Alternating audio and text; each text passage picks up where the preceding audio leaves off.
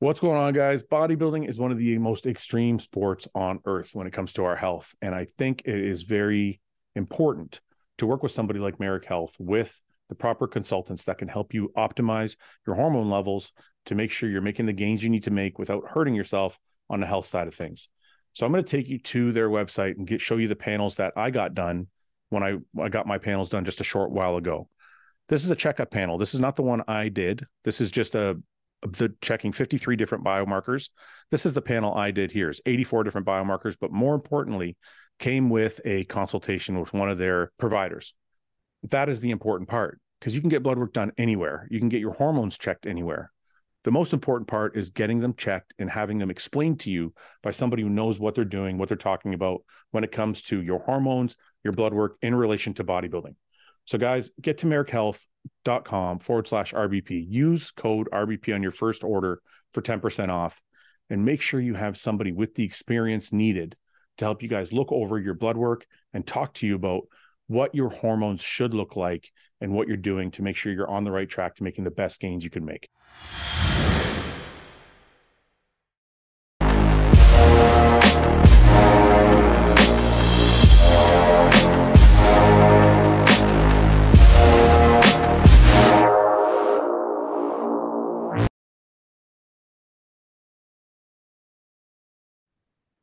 What's up?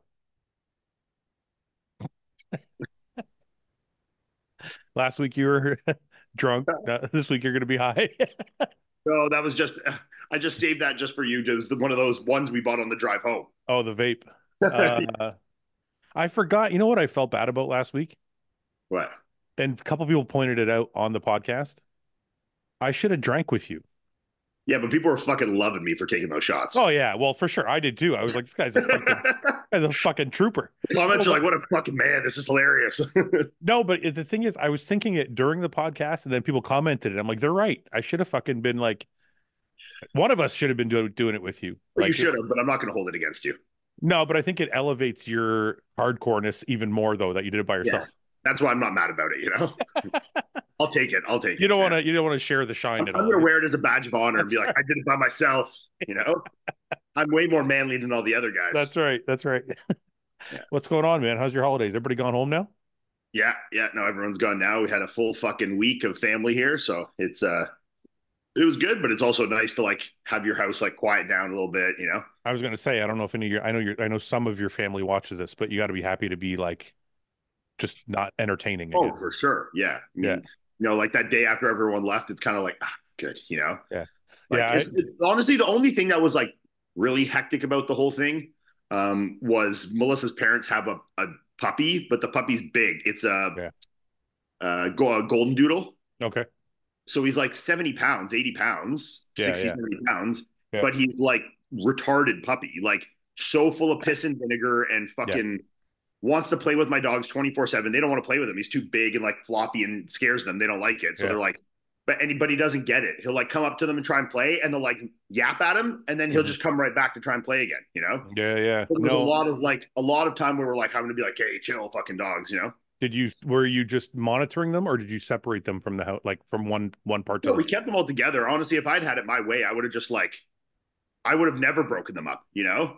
And just let them fight until they get it out of the system, kind of thing. Well, yeah. I mean, the only thing is, I don't think he ever would have learned, but I also don't think that, like, they're little tiny dogs. He's a big dog, and the only way for him to learn is like, you know, maybe for something to happen, you know, figure out the pack, for him to get a little nip on the nose and be like, okay, maybe I should fucking chill a bit. Yeah, you know? I mean, that's how it would happen in real life. Like they would figure out what the hierarchy is, and then they would all just fall in line. I mean, they're not going to just go and fucking fight to the death in the middle of my living room. They'll fuck around, go for 2 minutes, and then someone will fucking run away. Like, who cares, you know? Yeah, we had so I only had in-laws here for 2 days, and I love them. And I have to say, I'm not a big entertaining guy. Yeah. But I have been more this year.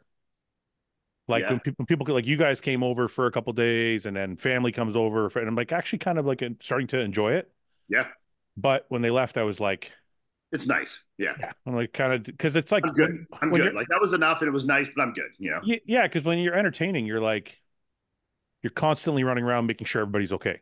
Yeah. Do we have enough food? Do we have enough drinks? Do we have enough this, that, whatever? The feeling I can relate it to the most, and it's funny because it's like almost the opposite, but it's the same feeling, is like, you know, when you go on vacation and you love being on vacation, but by the time it's over, you're like, fuck, I'm ready to go home. Yeah. You know, it's kind of like that feeling, but like the opposite. You know, Yeah. No, like I'm good. Like that was awesome. I enjoyed the vacation. It's better than being home for some time, but like now I'm like ready to go home. You know.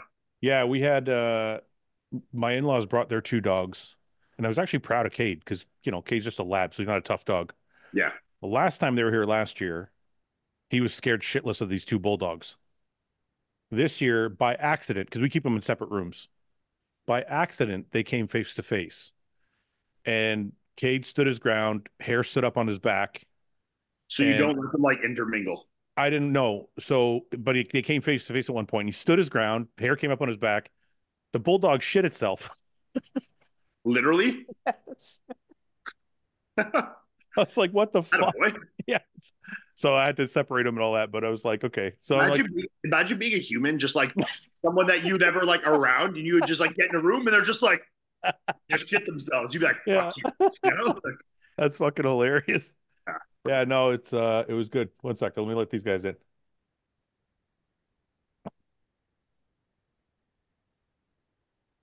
Who do we got?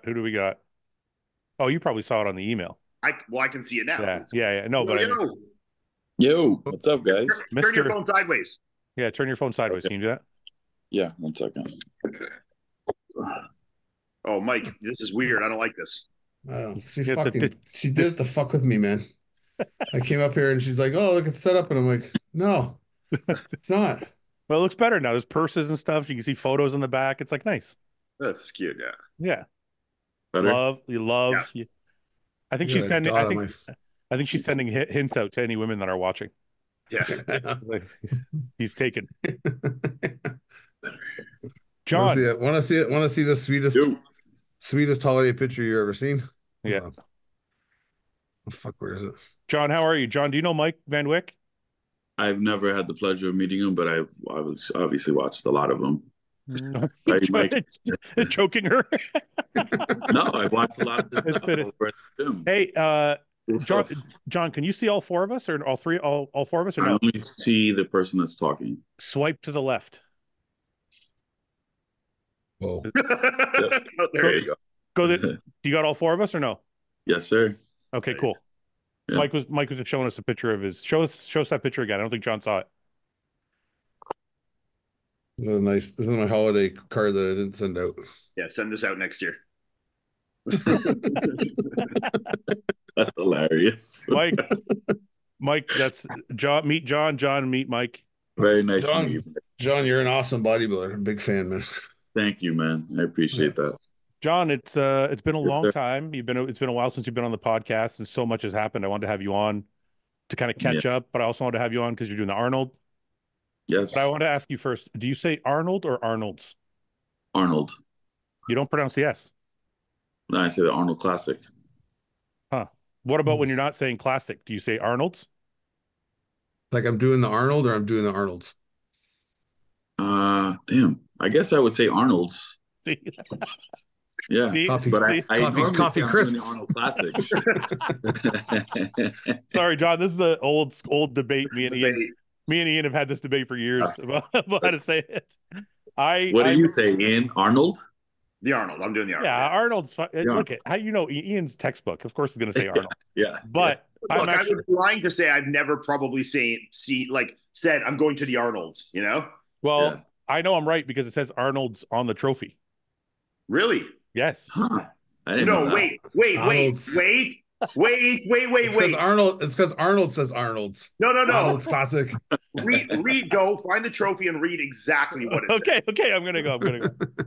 There's a caveat to this because it says something Arnold's, it's using it in a different manner. Get Samson to send the picture of his trophy to us right now. Yeah. Plaque. Wait, what the fuck? Why can't I find it? Arnold Classic trophy. I mean, I should have one around here somewhere too, but I don't know if I'll find it.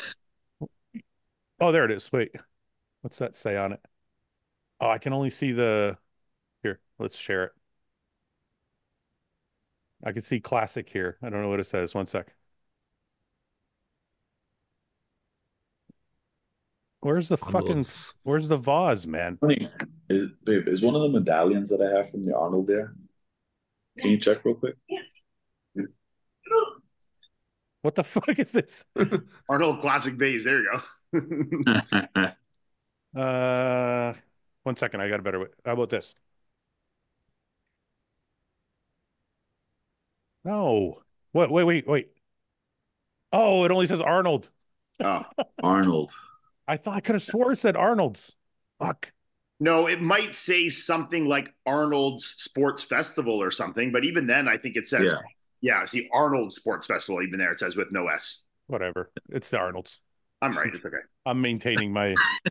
I'm right. It's okay. Thank you for proving me even more right. Paul. Hey guys. When you look, I have this one. It just says Arnold. Yeah, but Sports Festival. What's this one says Australia, Arnold Classic, Australia. Paul, when you say when you go to the Arnold, do you say you're going to the Arnolds or going to the Arnold? Personally, I say with an S. Paul, I do. It sounds weird to me saying Arnold jerk. Singular. Wait, Paul, look, did you shave your face or something? Yeah, because of my nose. Look, he looks 10 years younger. I'm like, why do you keep growing a beard? Did you have a shaved face the last podcast we did? Yeah. Well, I probably had more stubble though. I just cleanly shaved a couple days ago. Yeah, you look different to me. John, do you know Paul? Paul, have you guys met? Never had to meet you. How are you doing, Paul? Nice to meet you, John. Paul's my training partner of 25 years. I taught him everything he knows. And vice versa. You guys ride together, right? John, so I wanted to, like I said, we haven't talked in a long time and a ton has happened. So I want to have you on to talk about the Arnold. I want to have you on to talk about last year's comeback. Cool. How much time did you actually take off? Like, when did you stop competing and then come back last year? Was it 2 years? It was 2.5 years. And what was that? What was the 2.5 years off like? Did you need it? Like, why did you take 2.5 years off? I wanted to continue competing, but COVID had happened and things were like really unsure. That was the last time I competed was with Iain at that was a New York Pro in Tampa. Is that when you were supposed to beat Iain, but they gave it to Iain because it was a gift? Yes. Controversial. All my shows were gifts. I'm the most popular bodybuilder in the world with the judges. You're the most politically gifted bodybuilder in the history of bodybuilding. For the guy who says the most politically incorrect things in bodybuilding, somehow I get a lot of gifts with the IP. But yes, that New York Pro. Sorry. Go ahead, John. So then the next season, Sean and I, my partner at the gym, we had signed the lease on the gym. Mm-hmm. And I just wasn't going to put myself through a prep while building out a gym. Yeah. Just didn't make any sense. So that ate up about 10 months. And then I started to get back in. I mean, I wasn't really training much at all at that time either. And then as I started to get back into training for the next season, I was getting ready for, I believe it was the New York Pro again. And I tore my bicep 8 weeks out. Oh, I didn't even know that. Yeah. It looks like it's healed fine. Is everything kind of back to normal? Because the pictures I see on, everything's like totally back to normal. Yeah. I mean, I was lucky. The arm came back great. Iain was there with part of the recovery, actually. That was when he was just post surgery and in the recovery is when I was training down there, living in Sunrise. Well, I was going to say, because Iain told me about your gym, and I remember seeing you post about it, but he said it was pretty amazing in there. How's the gym business going for you? The gym's doing great right now, so we're really happy. I mean, obviously with the way things are going, on the economy and everything, we're lucky to have a good crowd of people in the gym. Yeah. So you tore your bicep, the recovery's in your new gym. Yeah. And then when you recovered, what was the timeline then, and what was the where were you along in your recovery before you decided to do Chicago? So I was only a few months into it. I guess the recovery, the complete recovery time was 8 months. Wow. And then I decided to jump on stage shortly after that. I competed 8 weeks later. Wow. Patrick and I were just we were training, getting ready, and then things started to look decent again. I mean, yeah. I look back at those pictures. I'm like, Jesus Christ, I totally. yeah, we were able to get back on stage then in Chicago the following year.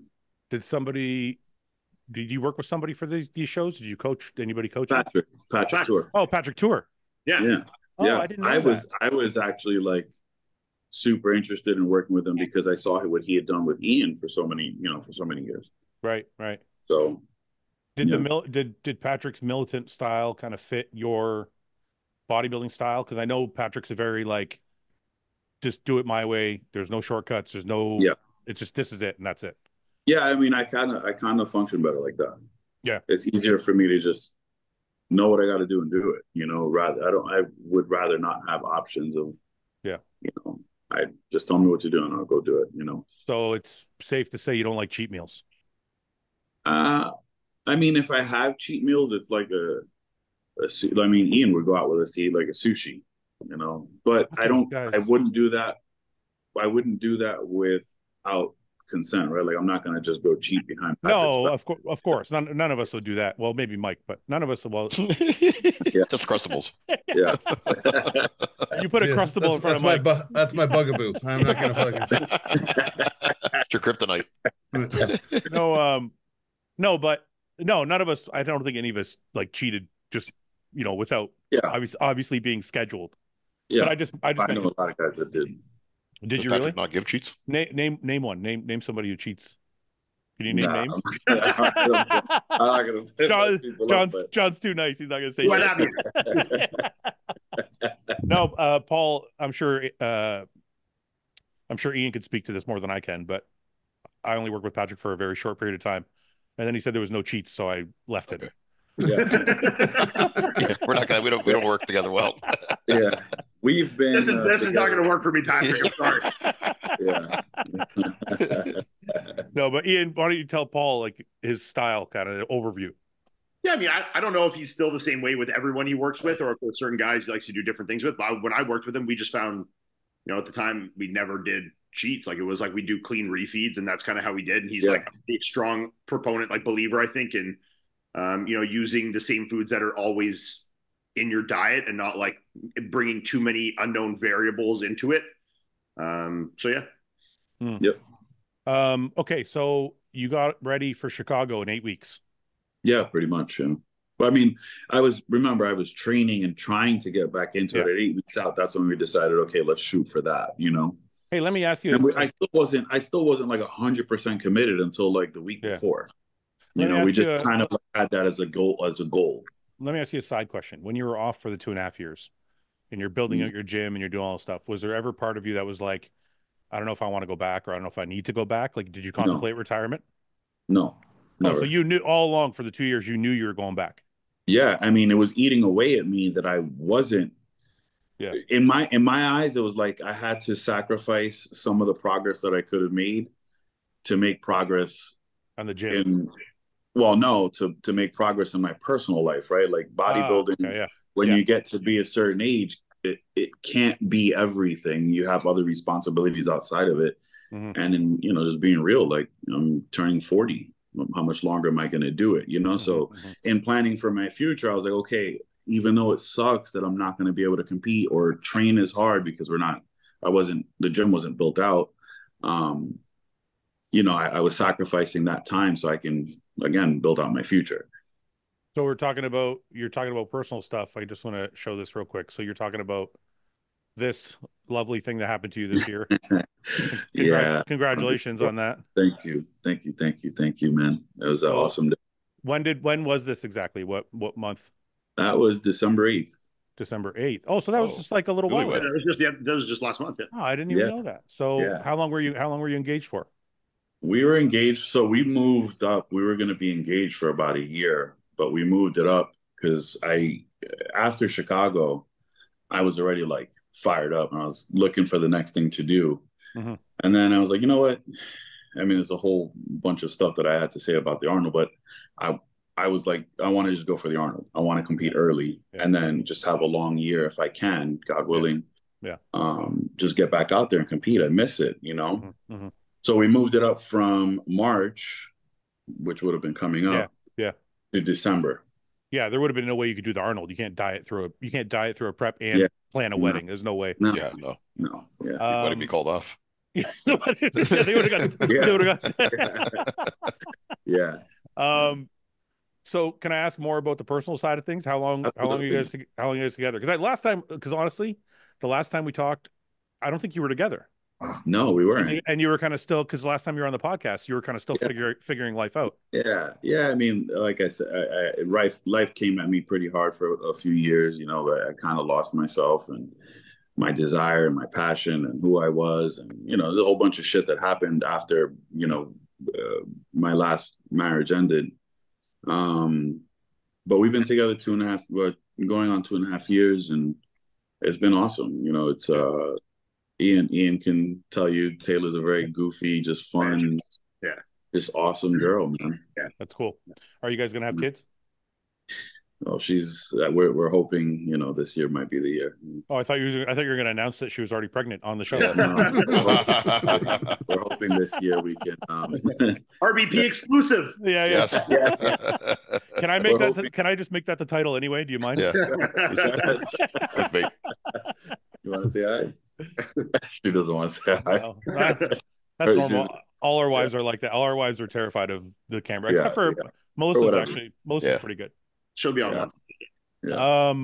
Well, that's good, man. I'm happy. Like, life looks like it's like everything's going well. You got the gym going. Yeah. You're married now. Like, things have turned around like pretty crazy for you. Yeah. I mean, listen, and I don't know. Everything happens for a reason.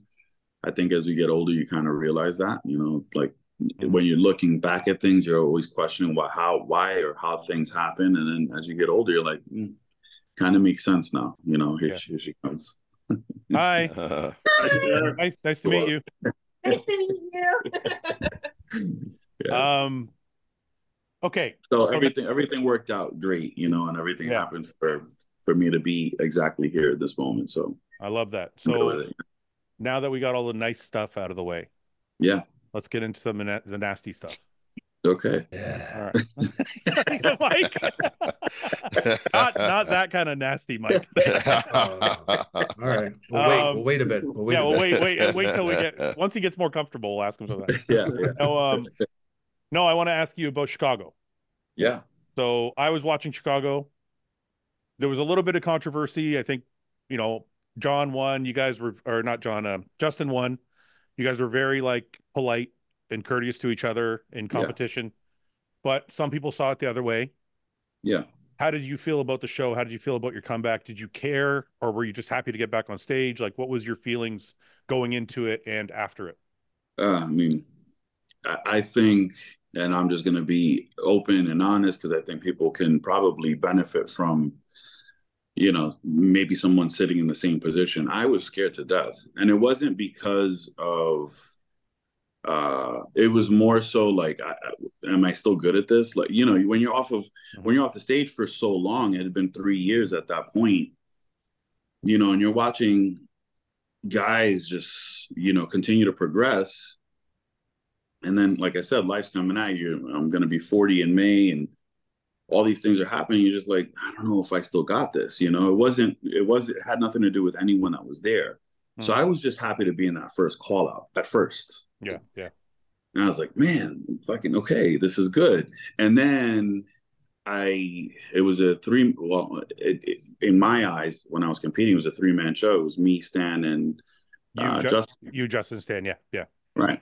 Yeah. So I wasn't sure. I was kind of like, man, this is fucking awesome. At least I know I'm top 3. That's, for me, I'm winning. You know, after coming back from a bicep tear, I'm like, this is great. Yeah. Then I went back to the room and I started to look at the pictures, and I was like, oh, I think I got this. You know, I think maybe, you know, I honestly, you know, and again, the judges picked who they felt was the better man that day. I have no qualms about it. But honestly, when I was looking back at it, I had it between myself and Stan. Mm-hmm. And so purely just because of conditioning from behind. Yeah. Right. Yeah. I was just kind of like, Justin was the latter of the 3, right? Like I felt we were both better. Justin's got an incredible physique, you know, nothing against him. But just from that assessment, I was like, okay, well, we're neck and neck from the front, you know, some shots he might win, some shots I win. But from behind, I felt that I had him beat. Yeah. Now Stan had me up in the air because his conditioning was better than mine. So I was like, well, maybe they're going to go with conditioning. Right. So now we're at finals, and mind you, I'm happy either way. I'm like on cloud nine. But then they call Stan third. Yeah. So in my mind, I'm like, you're thinking you won. Shit. Yeah. I'm like, holy fuck, I just won after tearing my bicep and all this shit, you know? And then they called Justin, they called me second and Justin the winner. And listen, the kid won, and I'm again super happy and proud of him. So can I ask you, is that a bittersweet moment? Because I've been there where you think you did enough, and then you're like, fuck. So you go into the show not really with any expectations, but then your expectations get built up after prejudging. Yeah. And then you have to eat a shit sandwich and you're like, fuck. Well, I wouldn't call it a shit sandwich as much as, you know, like I was kind of just happy with getting back on stage. Like that was the best thing for me. I just love bodybuilding. I love competing, you know, so I was just happy to be back on stage. And then to have been top 5 was like, fuck, this is great. I'm winning, like I said. Yeah. So it was more sweet than it was bitter. I'm not going to lie and say that it wasn't like, it did sting a bit, but not as much as if I was in the game and, you know, competing and progressing, and then I would have lost, you know, expecting to have won. It wasn't like that at all. I think we covered it after the show. I think what I believe, and I can't remember exactly what we talked about back then, but I believe we kind of had it like they gave it to Justin based on his aesthetics. Yeah. His shape was beautiful physique. Yeah. Prettier, but in bodybuilding criteria as far as balance and muscularity, I thought it was yours. So it just kind of depends. Like I kind of noticed that all year, and me and Ian have had this discussion, and Paul, you know, we talked about this, how they tend to be leaning towards aesthetic physiques more this year. More so. Yeah. Which it's exciting for me because that's more of where my physique lands. I'm not a mass monster by any means. So yeah. What were the scores on that show? I don't remember now. How close was it? Did he get straight first? Did John? Do you know? No idea. Ian, do you remember? No, I don't remember.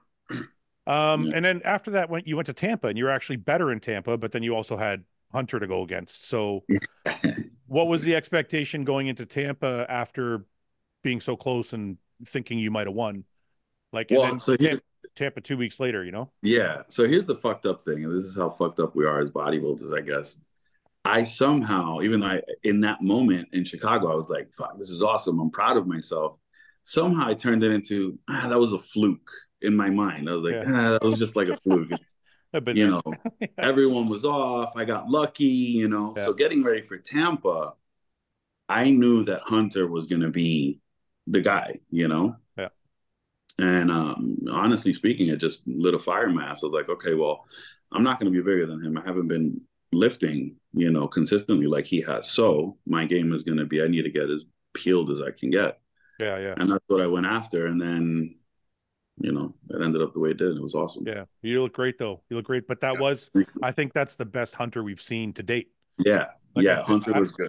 I think that Tampa package was better than his package at any of the Olympias. 100%. And better than and better than Texas. Like you just happened to go against the only time Hunter was like bang on. That's the time you got him. So then what? You decided, okay, 2 second places, I'm just gonna shut it down for the year? Well, I mean, again, in my eyes, I kind of like saw it as, okay, well, I established that I'm back and I'm competing and active and I'm not like a complete wash. So I just wanted to go back to the drawing board, put on, because I was a bit smaller than I would have liked to have been in Tampa, but I sacrificed some of that fullness for the conditioning. I just wanted to be a little bit fuller going into my next shows. Again, I had only been training for like 8 months to that point. Yeah. So it wasn't like I had a lot of training under me going into these shows, but I was very proud, but I also wanted to like take a step back. I know the guys I'm competing against are not. Yeah. You know what I mean? So let me ask you a side question. Yeah. If you're eating chicken and rice, do you eat it with a fork or a spoon? Ooh, fork. See, there you go, Mike. Why? Who's the spoon eater? All these guys. You eat chicken with a spoon. That's what I'm saying. Well, it's interesting now that I've retired and I'd like eat less frequently, and I'm not like worried about like shoveling it in. Yeah. I eat exclusively with forks. Yeah. Like a normal person. So Mike is a firm believer in the spoon for everything. Well, Paul's a spoon guy too, right? Paul, I think Paul's also a but if you've seen Paul eat, that's not normal. No. He literally like packs in like as much food as he can into his mouth. Turkey fork. It's weird. She said, I even eat ground beef and ground turkey with a fork. It's true. Yeah, I do the same thing. Well, depends. Ground beef and ground turkey. I think I can do a spoon. I think I can do either or. Yeah, I can do either or for that one. Chicken, absolutely not. I need a fork. I think part of it depends if it's on a plate or in a bowl. Yeah, like, are you chopping it up beforehand, or are you like cutting the breast as you eat it? As a bodybuilder, Fouad, did you ever eat meals off plates? That's all you do. Yeah. I eat more out of bowls than out of plates. Do you eat off plates, John? I eat out of plates, primarily. I don't think I ate off a plate for 15 years. Well, really? but you're different. You always have clean plates in the cupboard. For me, well, no, I would like, even if I had plates or bowls or whatever, I would always pick. I wanted a bowl. Like I found it, especially with rice. Like I wanted it in a bowl. You know? Yeah. Mm-hmm. Paul, but like if I go really hungry in a prep, like if I'm down at the bottom of a prep and I'm like, there's no rice, and say it's just like meat and salad or meat and vegetables, then we'll probably eat off a plate. If it's like, if there's going to be rice matter to it, I need John is the most civil bodybuilder we've ever had on this podcast. He eats with a fork and only out of plates, not bowls. Oh, really? That's like normal. Sophisticated. That's normal people shit. Yeah. Yeah, fancy. An aristocrat. Fancy. Yeah, I'm fancy. Paul, you're exclusively a bowl and a spoon guy, right? Yeah, bowl, spoon, 100%. Yeah. The caveman and the aristocrat. Perfect. Yeah. Paul, did you have more than just your nose done? Because your skin is flawless right now, buddy. It does look good, right? Thank you for noticing that. What is going on over there? Just glowing. I don't know. Just happy to be here. Just feeling good today, Mike. You had a full procedure done. That wasn't. You got like a chemical peel and Botox. Everything. Yeah. I got a facial. PRP facial. PRP in there.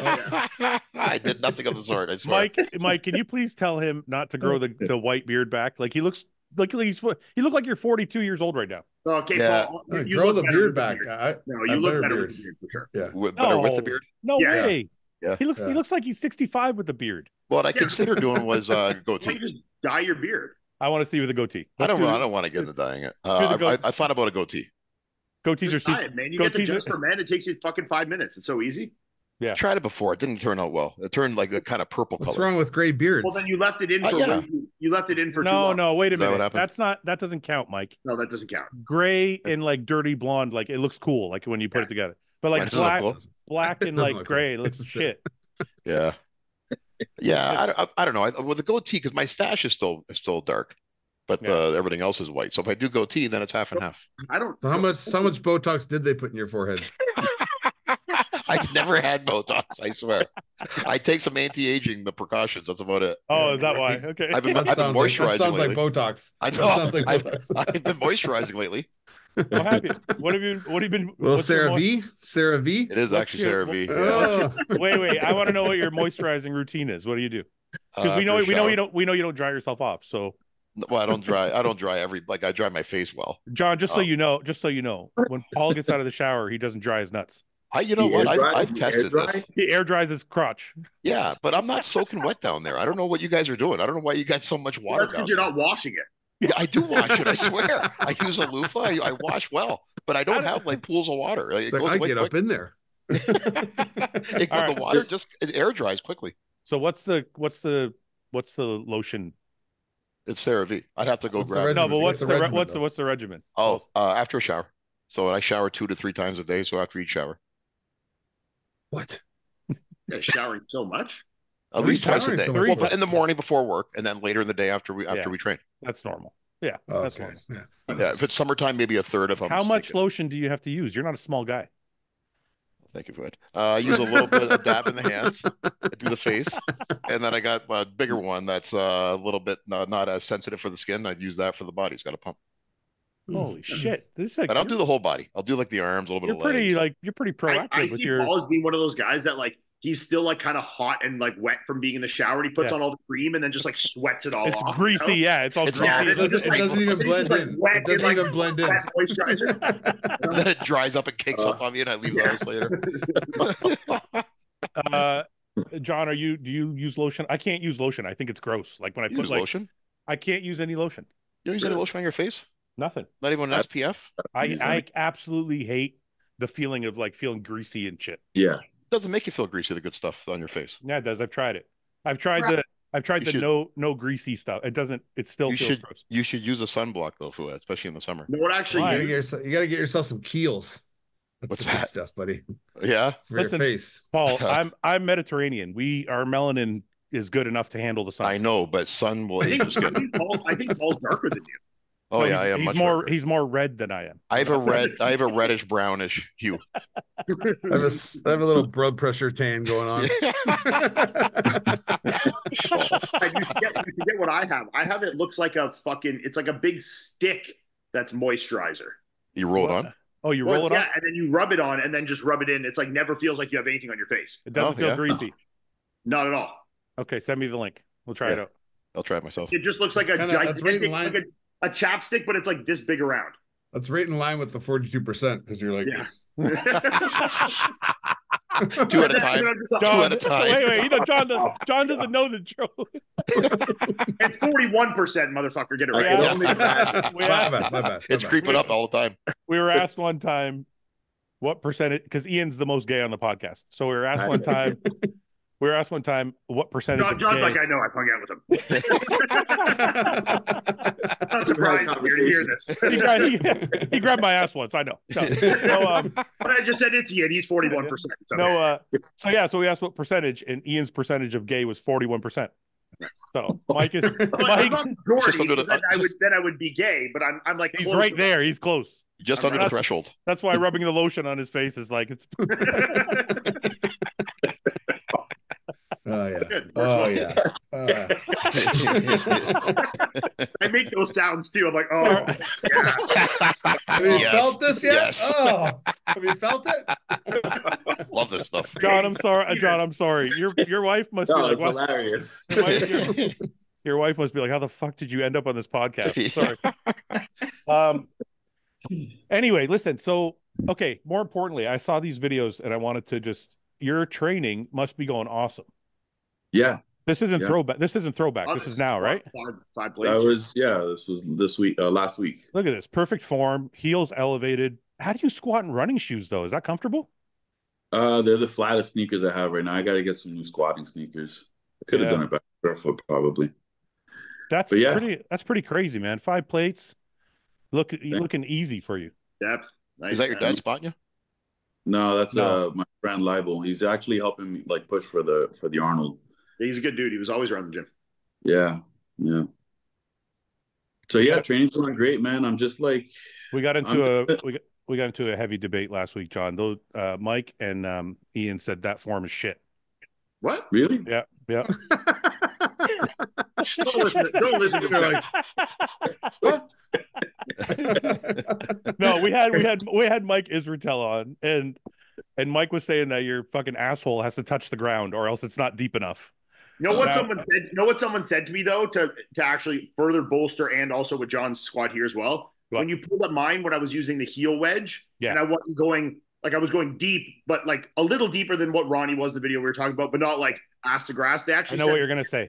The depth is enhanced when you have that because the knee flexion is increased. I knew you're like John there has the heel rise, your knee flexion is going to increase because of that. 100%. I'm just fucking with you guys. Listen, your squat is amazing. Listen, if anything, I was defending bodybuilders. It's those two you can be mad at.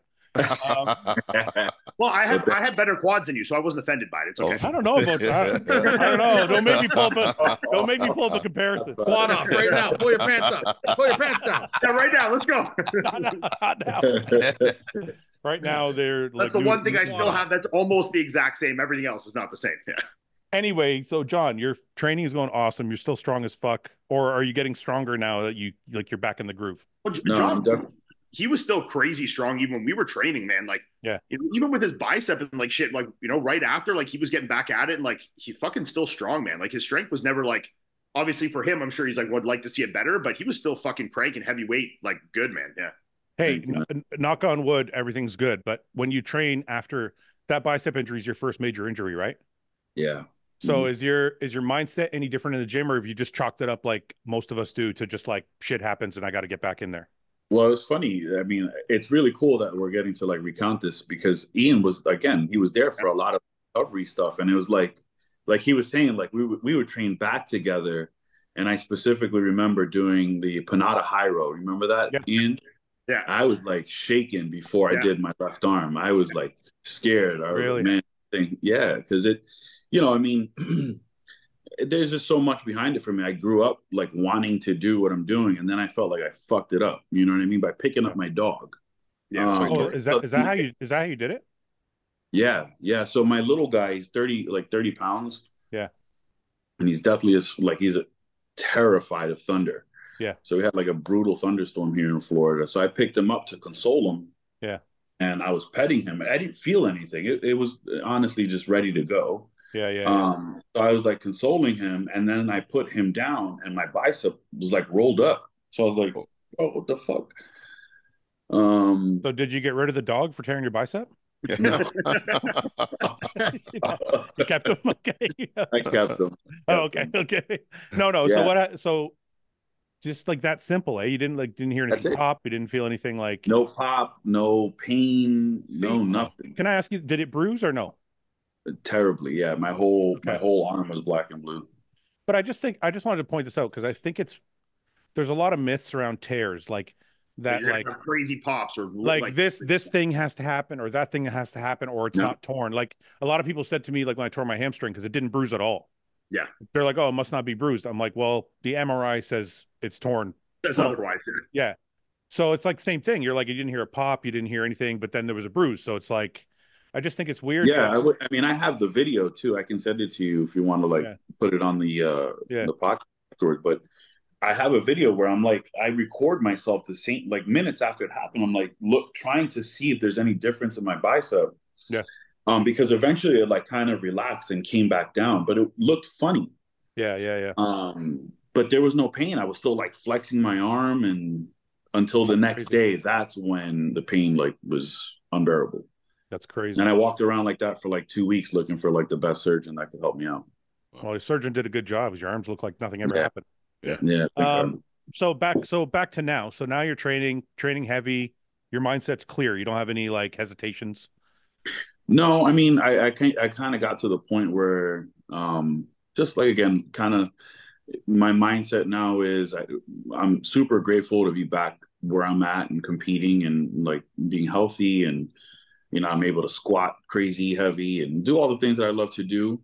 But I'm also like mentally aware that time is ticking and, you know, enough of the excuses. I just got to go to work. And so that's kind of where my head is at. Just do the work. If something happens, that's what's meant to happen. And but I can't pussyfoot around it any longer. You know, I just got to get to work. I remember I'll say here, I remember after his injury too, like the one thing I remember is he was like very cautious and aware that it had been hurt, but he like didn't let it hold him back. You know, it's like if something feels funny, maybe I'll like step back, but I'm not going to like walk my whole life being like terrified of this. Like, look, it's there. It happened. I'm going to like obviously try and mitigate doing something bad. But like, I'm also like, if I'm doing something and it feels good, I'm going to fucking push it, you know? Right. Sometimes. Sorry, go ahead, Paul. I was gonna say, sometimes I wonder if a full tear is better than a partial bad tear because you get it reattached, you know it's strong again, you just got to build it up. Like when I tore my pec, I couldn't get it fixed, so I always had this fear that the rest is going to tear off one day. Well, I'll tell you you're right, because a couple of my tears, like I've told you before, were at the muscle tendon junction, where the muscle meets the tendon, but not all the way to the bone. So they can't surgically attach that. They have to like tear it all off. Like they can't, you know what I mean? So it's like literally the worst place to possibly tear a muscle. Yeah. I told you, guy, I spotted a guy 2 days ago. Yeah. We were spotting a kid at the gym. He asked me to spot him. He's doing a 1 rep max bench press. I spot him coming down on the rep, just negative, boom, left pec goes. Yeah. Oh. Yeah. As a veteran, why weren't you like, hey, why are you doing a 1 rep max? What's wrong with you? Is that really my fault? We've already established that it's Ian's fault that it happened. I already have enough guilt about this. Don't add to it. Because and to add to that, to make it even worse, he did 355 right before it, and it was like super easy. So I was like, he's like, you think I can do 365? I'm like, for sure, no problem. You know? Get on there now. Do 375. No rest. 10-second negative. Go. Why did you say Fouad, Paul? I'm just asking. I knew you were trying to stir it up a little bit. He's like whispering in the kids' ear after. You had it, man. You had it. Stout. Get back in there. Recover. Get back in there. Come on. Okay, so before we get into the Arnold real quick, I want to ask you this, just because from my own curiosity, being 45. Yeah. You're 40 now. Turning 40. You're turning 40. Sorry. So okay. Slow, pump the brakes, man. Yeah. 39. Slow down. I'm still in my 30s. So turning 40, are you the kind of bodybuilder that's like has a time limit, or are you like, I'm going to do this as long as my body feels good and I feel healthy? Yeah, I mean, certainly, like, there's probably going to be a time where I'm not willing to do the things that are necessary to be at the top. Yeah. But as far as competing, yeah, I want to compete as long as I can. I love competing. I think it's, for me, it's just awesome. I love every moment of it. I love the dieting. I love the discipline. I love the structure. I love, the only thing I don't like is the posing routine, which I'm working on. But the competitive side of things, like getting lined up and just competing against other people and pushing myself to be better each time. Yeah. I love that. And I don't see a reason why I should stop unless, of course, I'm hurt or health reasons. So you grew up in bodybuilding, right? Because your dad has competed too. Yeah. I mean, that's kind of what got me into bodybuilding. I was obsessed when I was a young boy, So I remember flipping through magazines with my dad, and my dad we had a weight set, and we didn't have much when we were growing up. We had a weight set in the living room. Yeah. Is that your dad now? That's John's dad. That was maybe 2018 or something like that, 17. He was about 50-something years old there. He's 62 now. See, Paul, what excuse? Look, that's him right there. That's him there. What excuse do you got, Paul? Look at this guy. He's got 15 plates on this thing. I guess I got to start working a little bit harder. But he's also doing like quarter reps. I told him about that. Listen, come on, man. Can you guys like get the guy's 55 fucking years old? Give him a break. Like, form sucks. Gotta get deeper than that. Gotta get deeper than that, old man. The knee's got to touch your ears. That's right. Okay, so you just think I did have a question about that. You think we've had a lot of friends that had kids and were bodybuilders at the same times, and I've always I could never figure out how they did it because it seems like a wild thing. Do you think if you had a child this year or next year, the way you're kind of hoping to or planning to, do you think that will change anything, or it might drive you to be even better because now you're providing even more for somebody else? Well, I mean, so yeah, I think it would make me better. Again, granted, I'm healthy and everything is going okay. I'm just like, right now I'm at a place in my life where I'm thinking about, what is going to be said about Jon when I'm no longer here. I had a little bit of a health scare not too long ago. I ended up in the ER. I ended up being a severe panic attack. I thought I was having a heart attack. And that kind of flipped that switch for me even more. Like, what's going to be said about me when I'm not here? What's going to be the story my kids hear of me? What you know what I mean? Yeah. So my legacy, so to speak, has really been on my mind lately, and I want to make sure that I give this career everything I've got before I get injured again, or for health reasons I can't do it, or I'm just too beat up to do it. I think that's a really introspective way to live. I found myself doing that more as I get older, but I think I fucked so much shit up already as in my younger years. It's too late to fix my legacy. It's just going to be like that guy. That guy was I'm too far gone. Well, he's doing a good job. That's why he needs all us to help repair his image on this. Yeah, podcast. Like if I have all these guys around me, then people will be like, "Oh, he's a nice guy." No, what was the health? Was it actually a health scare, or was it a panic attack? No, so it was actually the week after our wedding, unfortunately. I think it was just all the financial pressure. I got in over my head, planning this thing, and surprise. Yeah. Tell her. Yeah. So that's happened to all of us. Oh yeah, you'll survive. Then kind of Oh fuck.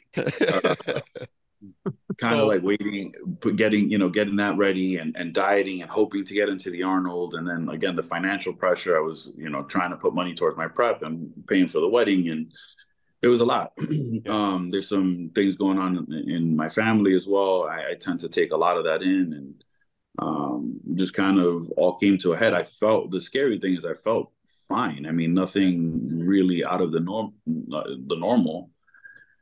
And I just, I remember letting a dog out to the back. I opened the door and I felt like I had a 1,000-pound dude sitting on my chest. Wow. So you went to the ER. They ran a bunch of tests. They found that there was nothing wrong. Nothing wrong. They did EKGs, ECGs. They did a chest X-ray. They did all types of blood work, and the doctor was like, your cortisol levels are through the roof, but everything is fine. Like, you got to manage your stress better. That was it. What's that cortisol blocker, Ian? Which one? The one that we used to take? I got you, John. You just need some lorazepam, man. Cytodrin. Yeah, get some Cytodrin. Get some Cytodrin. It'll kill the cortisol. Then you're good. Yeah, it'll crush your lipids at the same time, but you'll be good. Weed works for it. Just grab a couple of sublingual lorazepams and just Or Paul, listen. Paul just smokes a joint every day, and he's good as gold.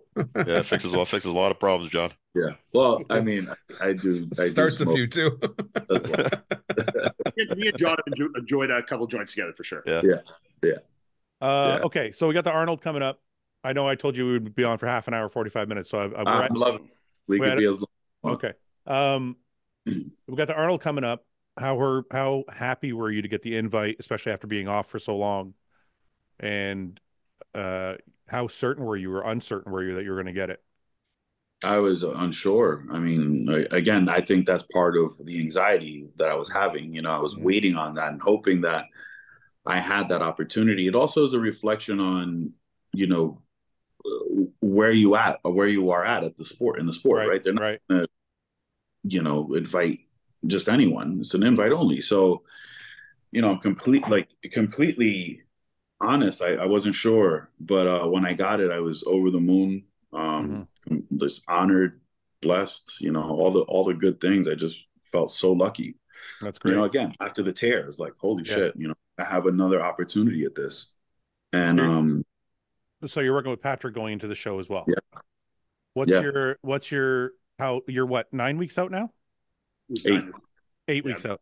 What were you, did you kind of go up and weight a little bit after the shows, or did you kind of try and keep things pretty steady? Yeah. So I normally go up as high as 280 in my off season. I only went up to about 265 pounds. Yeah. So I didn't put on too much weight. But knowing is with Patrick, it was probably like a quality 260. Yeah. And for those people who don't know, you're 5'6", 5'7"? But 5'7" on a good day. When you're not squatting, 5'7". When you're squatting, 5'6". Yeah. So 260-ish. So now what are you sitting at now? 255 pounds. Oh, fuck. So you're like just kind of growing into the show? I mean, I've been losing about a pound a week, and Patrick's really happy. I mean, I think we checked in on Monday, and he was really, really happy with what's going on.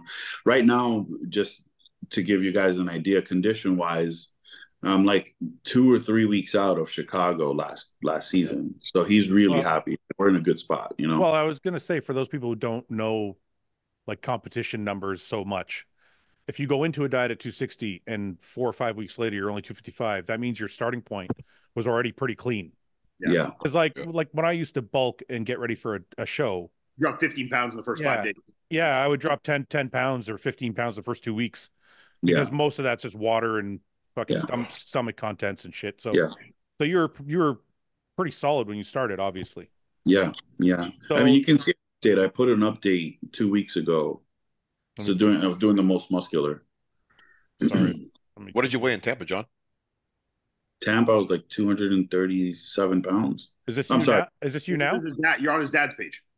Oh, No, That's not. my dad. Yeah, that was me. Oh, it is on your dad's page. I'm sorry. Yeah. Yeah, Tampa, I was 233 pounds. Chicago, up and to the right. Okay. yeah, right there. Holy shit, John. That was 2 weeks ago. 10 weeks out there. That's fucking awesome, dude. Yeah. For 255. Well, there I was about 257 or 258 around there. A little heavier. Yeah, man, that's good. Where is this? Oh, wait, what's that? That's the Dragon's Lair. What is this? That was about 12 weeks out. Yeah, dude, you look thick. Yeah. That's fucking great, man. Yeah. I always liked your physique. I just gotta. Thank you. I want to see you bring it. I want to see you bring it like stupid shredded though. Yeah. Yeah. I'm trying to like. That's the thing. It's like it's frustrating because it's not like we don't try, right? It's like no, of course, yeah. Every time I'm like, I want to get shredded, but then, I don't know what ended up. Again, Tampa, we got pretty damn close. Yeah. So I'm hoping that we can replicate that. It's not like I don't do the work, it's. I've heard you like to go off plan a little bit, but it's okay. No, I don't. Hey, I'll give you throw another bro chat question at you. Yeah. Paul uses the same towel as his wife and his kids. Not a, well, depends on how he uses it. So like no matter. So it's like it could be. What the fuck is this? It could be 2 or 3 uses. I wouldn't say 3. It's damp, and he still like 2 drives. uses and wet with his children and wife's water. And he'll use it. Yes, and he'll use it. So I just want to ask you: do you prefer a damp towel or a dry towel? Dry towel. Yeah. Let me clarify, John. How you pose the question makes the answer so fucking obvious, Like you want to just leading them along. Come on, man. Let me clarify, John. That's the whole point, you fucking idiot. I do a little test of the towel. If it's too wet, no. If it's just a little bit, I'm good with it. John, if it's a little bit, are you drying yourself with it, or are you getting a fresh one? If it's someone else's towel, no. Not even your wife?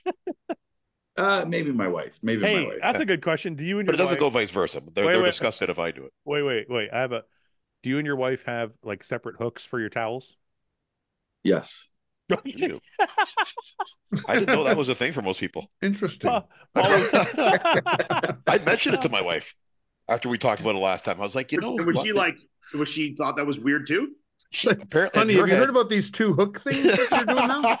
No, in her head, we've been following this system. I was just unaware of it. Yeah, I asked her. Like, we do have our own hooks. Yeah. When we were in Paul's house, everyone shares one towel. Paul, no. Paul shares everyone's towel. Yeah. Yes. Nobody else shares a towel. I was going to say we should send Paul some towels so they can. Oh, I got plenty. Thank you. I got plenty. I just poverty here with one towel. Goes for the whole house and gets one. No, I thought that they were using my towel too, but it turns out they don't. No. Okay, I'll give Paul this one though. I'll give you some saving grace. How many showers do you take before you wash your towel? Like how many dries do you use the towel for before you like throw it in the laundry? No, it's John. It's you. John, that's you. For me. I thought you were asking Paul. No, I'm 3 to 4 days. We know how 3 to 4 days. Yeah, 3 to 4 days. But I might be disgusting in some ways, Ian. But I don't use the same towel after a day or so. That's why I was saying this will save Paul a little bit. Your one towel has had the same amount of uses as John. That's true. Yes, that's true. Just in one day. So it's even worse. Yeah. So there's no time for mold or anything to get on there. That's actually pretty good logic. It's like there can't be mildew. There can't be mildew. It's only used half an hour ago. No, I think mildew forms after like 48 hours. Yeah. So me and John are kind of. I think I'm worse than John. I'm like 6 days. Yeah, I'll be anywhere between like 3 and 7 days. Yeah. That towel must stink. Well, the thing is, it's at my discretion because like the towel's on the door on my hook, and as long as I leave it there, I'll keep using it. But if I take it to the laundry, then she'll give me a new one. Right. That's how I am. So like I have to be responsible enough to. But you know what? This is dirty. I should probably get a new one. Paul, you know what's even crazier? When I step out of my shower, on the right-hand side on the floor in a basket, there's a stack of fresh towels. Oh, well, that's convenient. But I'll still grab the one I've been using off the back of the door. Really? Why? Because you don't want to dirty another one? Don't want to be wasteful, you know? I don't want to waste. I don't want to throw another one in the laundry every day. But you don't do the laundry at your house. Who's trying to buy a 200-foot yacht here? He can't be spending I gotta save water. I gotta save water. Yeah, like you care about the water at your house. I've been to your house. Here's lights on everywhere. Going to buy the yacht. No, that's kind of weird, Ian? I think about that now. Now that I think about that, it's fucking weird. What is? I want to conserve the amount of washes I do with the towel, but I literally waste money everywhere else in my life. So you'll save what? 13 cents a month or so by using an extra towel an extra couple times, but it seems like it's like. But I'll take a 25-minute shower. Yeah. Right. With the water on like full blast hot. Yeah. I don't know what it is. I'm like, I don't need to wash it. It doesn't stink. Yeah. Well, yeah, I'm the same way. If it doesn't smell bad. Yeah. So for me, it's a dampness. Yeah. But if I had a basket next to my shower of fresh towels, I probably would never reuse one. Well, why don't you do that? That's not that hard. Never thought of it. The wife wouldn't let me anyways. Thought of the hooks, never thought of the basket. The wife wouldn't let me keep a basket there anyway. She'd move it. Paul's got to ease up on the weed smoking. I know. All right. So listen, so going to the Arnold, it's obviously huge competition. You got Samson, Hottie, Andrew, obviously everybody from the Arnold. I think I'm hearing rumblings of like Nick might be jumping in. Yeah. This is exciting for you because you're going against the best of the best, right? So absolutely. Yeah. What's the plan of attack? And who do you sorry, one more question just to add to that. Yeah. Yeah. I always like when I looked at a show, and I don't know if you do this, everybody's a little bit different, but when I used to look at a show, I would kind of see where I could see myself placing. Yeah. But I would also have like one or two guys that I was like, I really would like to beat that guy because that kind of sets me ahead of where I thought I was. Yeah. So like, do you play those games with yourself, and who is that? 100%. Well, I'm excited just because for several reasons. Like Hottie's going to be in the lineup. I haven't competed with him. Incredible bodybuilder. I look up to him, but also more so he's my height, so I can kind of see where I'm at. You know what I mean? Mm-hmm. Comparing myself to Mr. Olympia. I'm not saying I'm at that level. I just want to see for myself where I land. Right. But I would love to place in the top 5. That's a bold statement. That's beating a lot of good guys. But I'm up for the challenge, and like I said earlier, I'm gonna be the best that I can be. And I think if I'm the best that I can be, that beats a lot of guys. Yeah, I agree with that.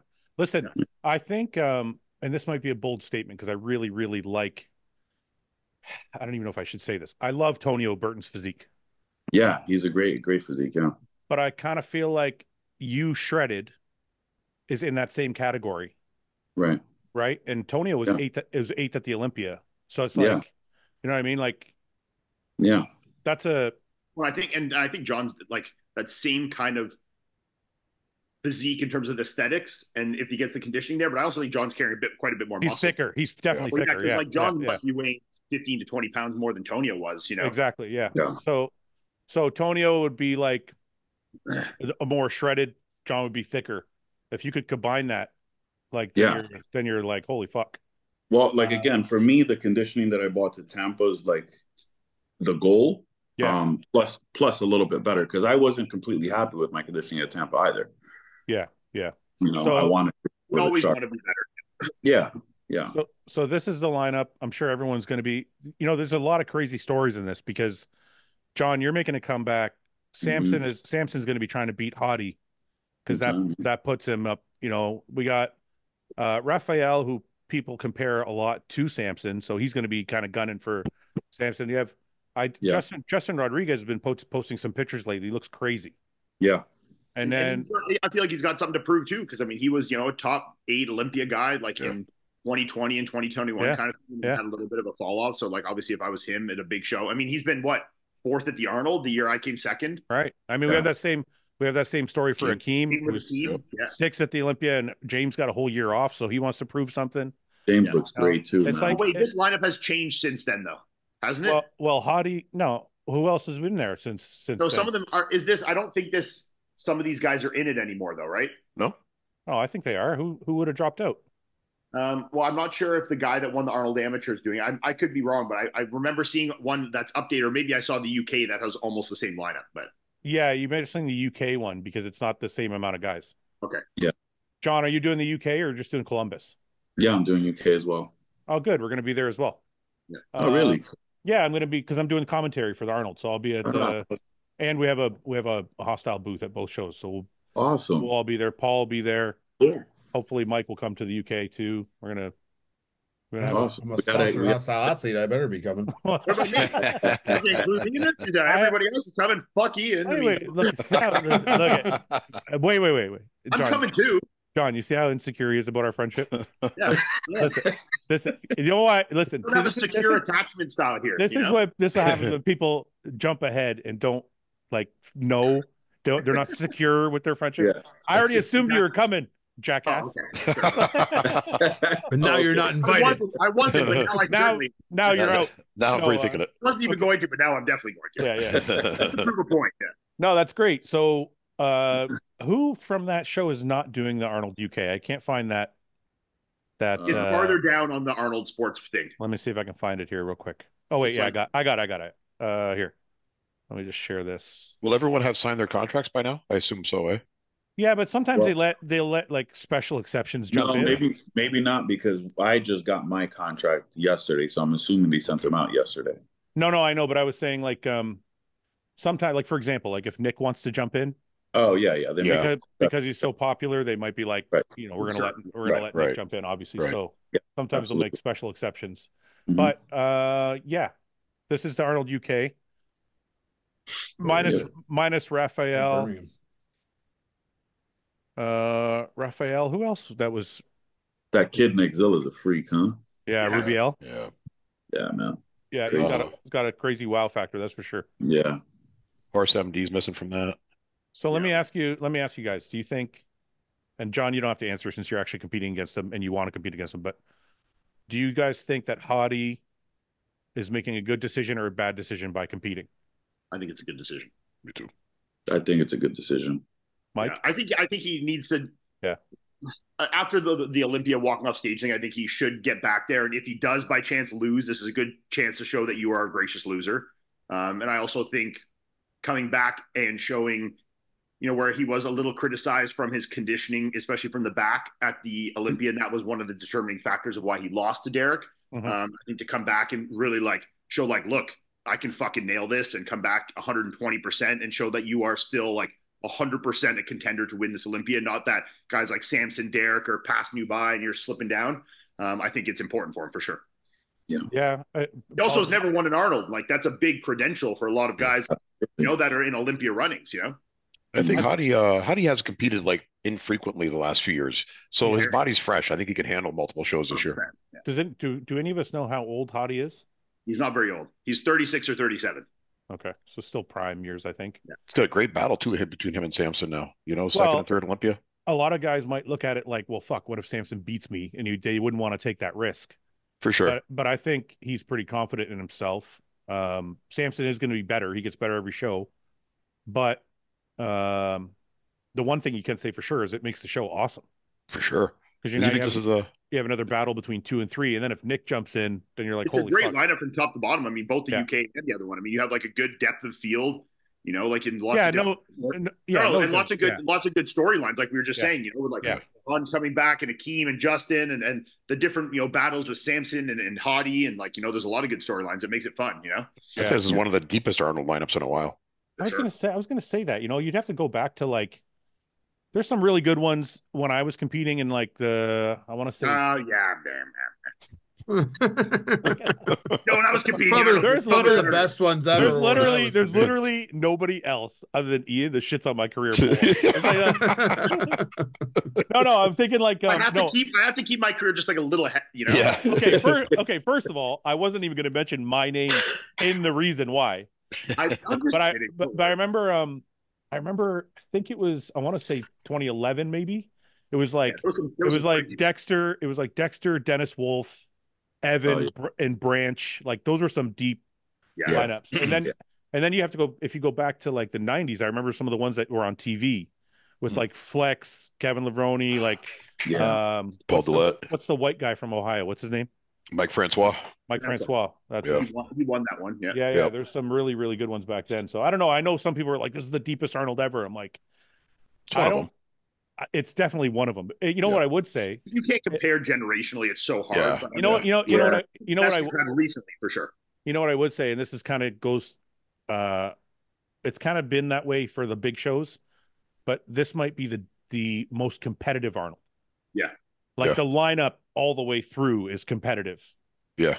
Yeah, So, from 1 to 15 or whatever is going to be all good guys, yeah. So like predicting this show, like I'll probably beat Ian when we predict it, but it's going to be never have. I don't think see it starting anytime soon.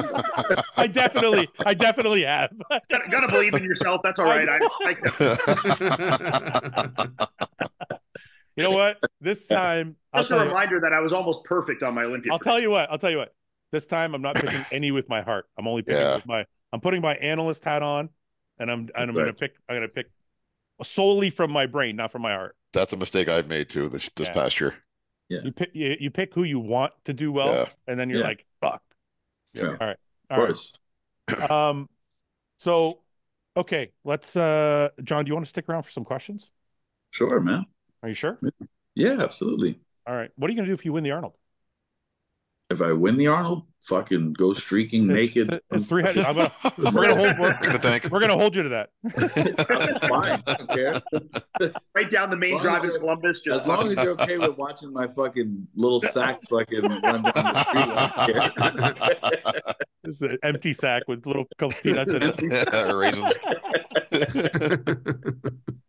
Let's see. I think I got some questions from last week. Oh, you know what? We had I'd like to get your thoughts on this real quick before we go on to questions.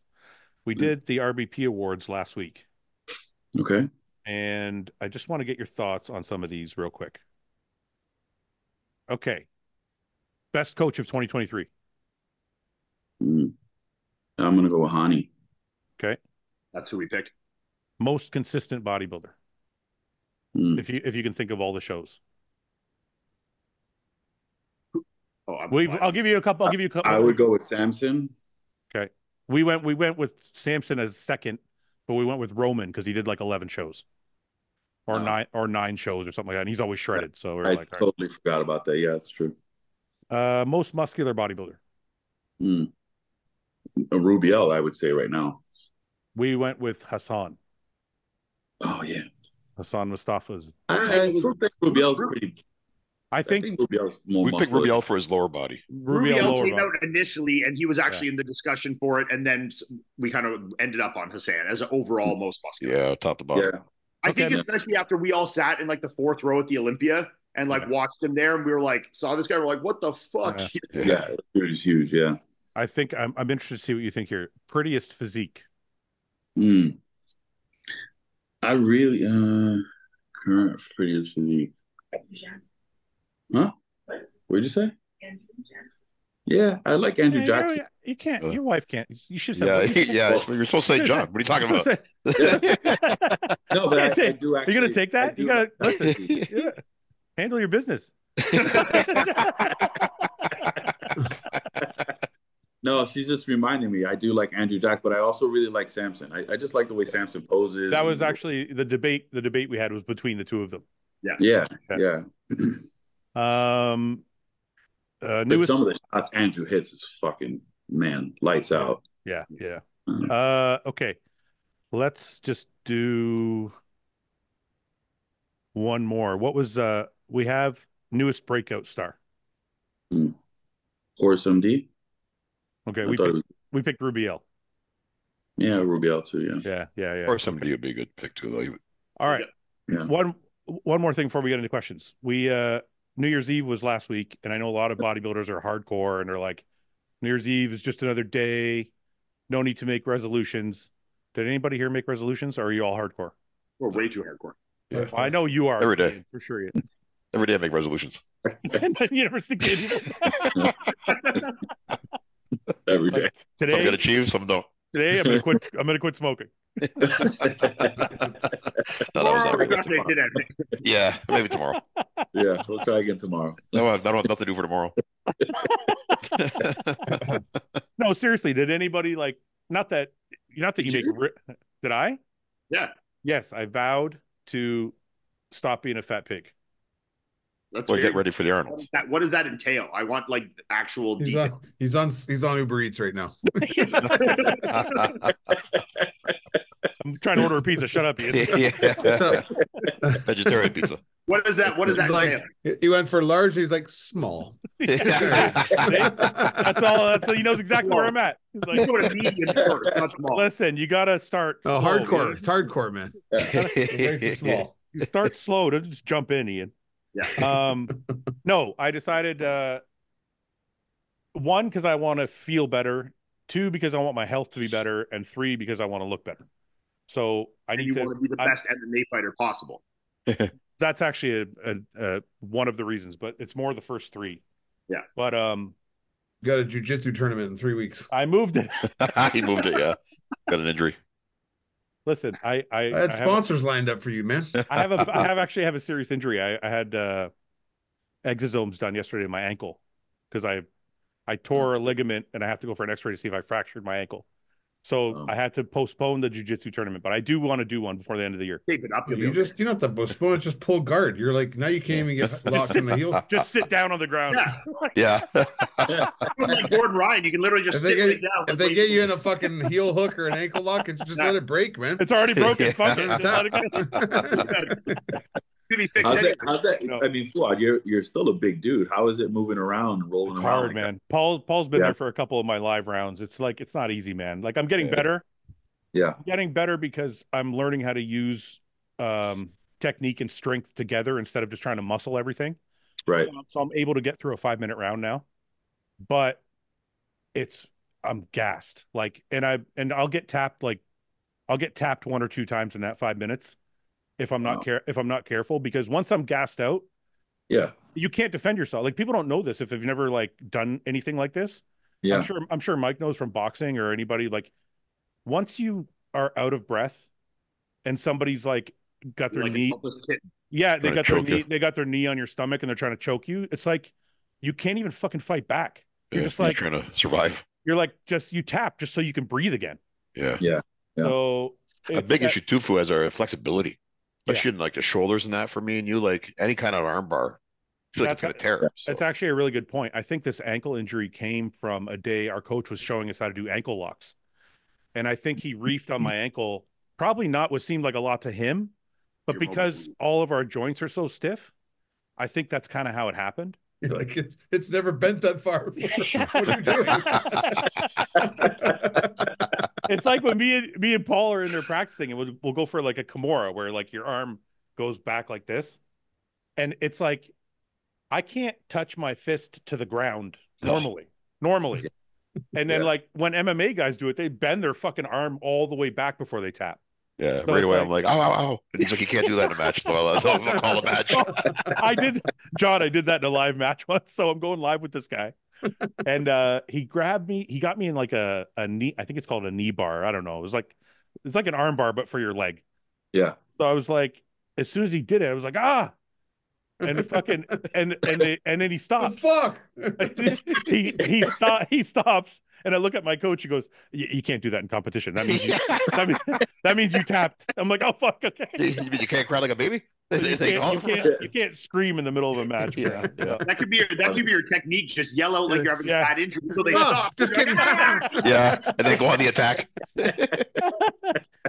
I got to tell you though, man, John, since retiring, I got to tell you, it's actually really awesome finding something that is like fun and like you can progress at again. Like Ian's doing the sprinting thing.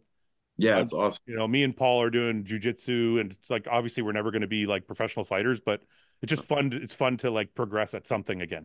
Yeah, I can imagine. I mean, like I said, I'm sure there's going to be a point where I need to look for something else. And I actually love MMA.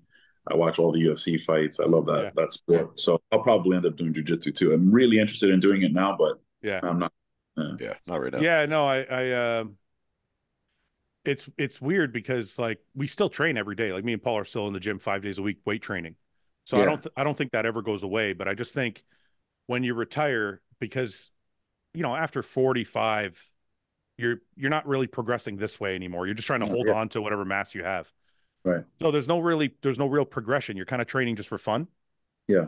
So it's nice to do something new that you can actually like get better at. Yeah. You know what I mean? Yeah. So yeah. So That's yeah, awesome. that's cool. Ian, how's your sprinting going? Are you back to work now? How's it going? He's still Ian. You're still fucking huge too, dude. I'm getting smaller. I'm like low 240s now. Yeah, and you run pretty fast at that weight, right? And it's getting better for sure. I mean, like, because I'm working with like an actual guy to do my gym training too. That's like works with like high level, like Olympic level sprinters and jumpers and NFL guys and stuff. So, the combination of doing that stuff. So like, I feel like I can do it safely, like my like tendon and ligament and like structural composition feels like strong. So like, I don't feel like I'm ever going to hurt myself. And the more you feel like that, then the more you can push yourself in actual sprint training and the track training.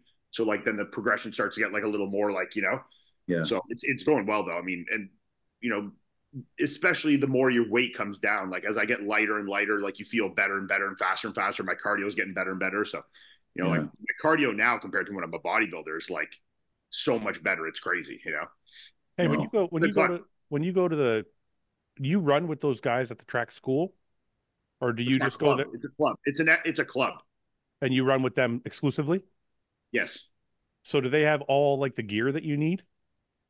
Well, it's. I don't mean steroids. Sorry, I meant like actual. No, I'm the one that brings that. Yeah. You guys need, who wants to get faster? You're like, hey guys, I got the stuff that'll make you a lot faster. I got the Ben Johnson special stanozolol, No, but yes, no, this is a track club that like they have their own like facility and it has everything you need there. Yeah. Okay. So like this, it's a full size track with indoor. We have a place indoor that has a full 400-meter indoor track for the winter. And then in the summer, we're at the outdoor track. But like everything you need there in terms of every single bit of running, training stuff is in the facility for sure. But what I'm asking is like, how often are you doing like the running training by yourself versus with the club? Or is it exclusively with the club? Only with the club. Okay. So what are you doing on your own? Just the strength training and like the agility stuff? I do 3 days. So I have 2 days a week at the track. Yeah.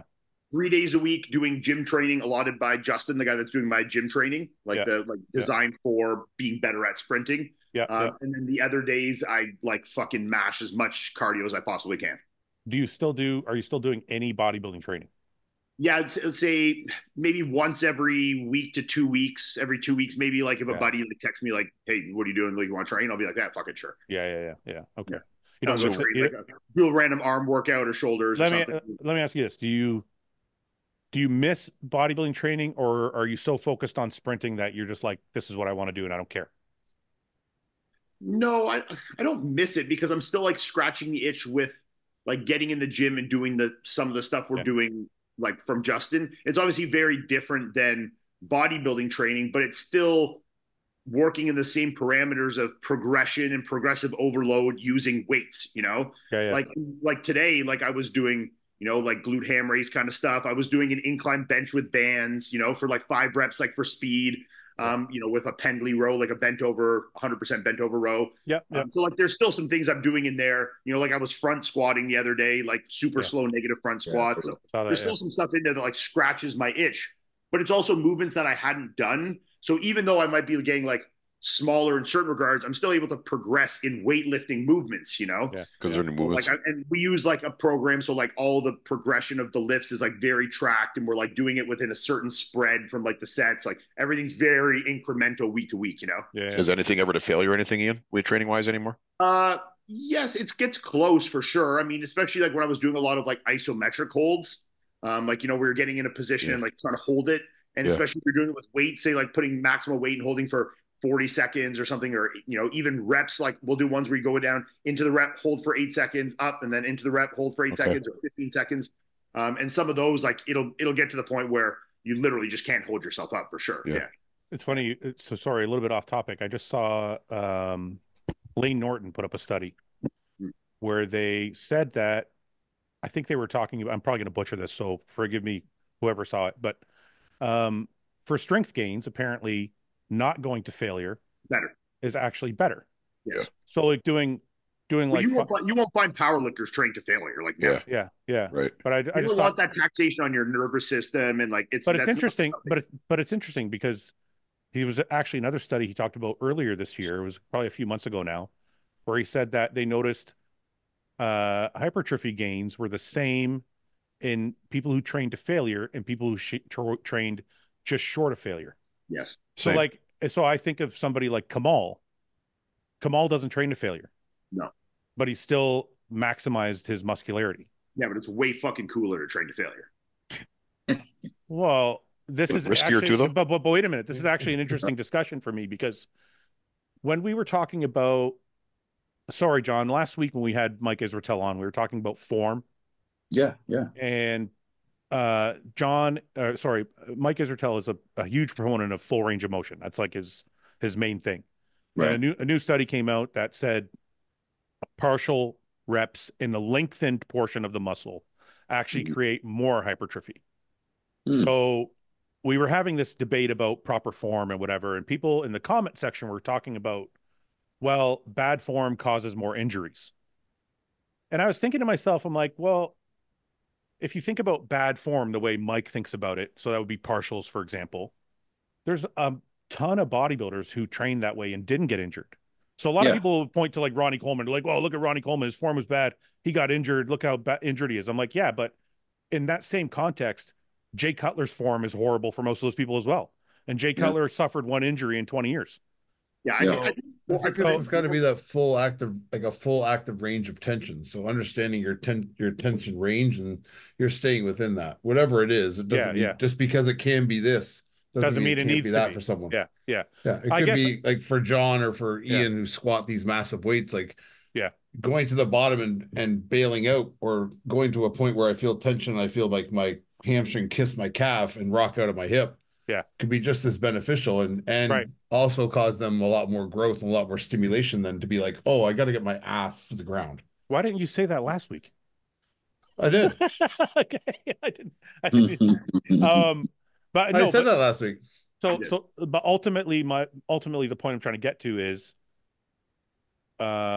injury can happen whether your form is perfect or not. Because like I look at somebody like, but you obviously do have to agree that. And I think it only pertains to mostly like sloppiness or like a complete lack of control through the eccentric load of the movement, you know? So I agree with you. But direction that is sloppy and jerky. Like, I think when you look at Jay or like some of these guys where we wouldn't consider it perfect form, there's still a level of control that is very high, you know? Right. But like, if you think of like, so I think of somebody like Brandon Curry. Brandon Curry likes fast eccentric movements with explosive, like right out of the hole. So it's almost like an athlete. He's not working with the kind of loads that some of us would work with. Like Brandon's not you. Like the 15, 20 rep range, kind of like not to super crazy failure, you know, like they're doing in that kind of Kuwait, more like crazy pump volume style, you know? And I think with that, you can absolutely get away with that being safe. I think the point, so if you're training like Dorian Yates and train with that form, like it might be a little scarier. So I will agree with you that sloppy form is probably obviously more related to injury. But I think the position I came to ultimately was, I think pushing yourself past the limit, whether it's good form or bad form, will lead to injury. More risk. Yeah, because if you look at absolutely. Nick just tore his hamstring. His form's flawless.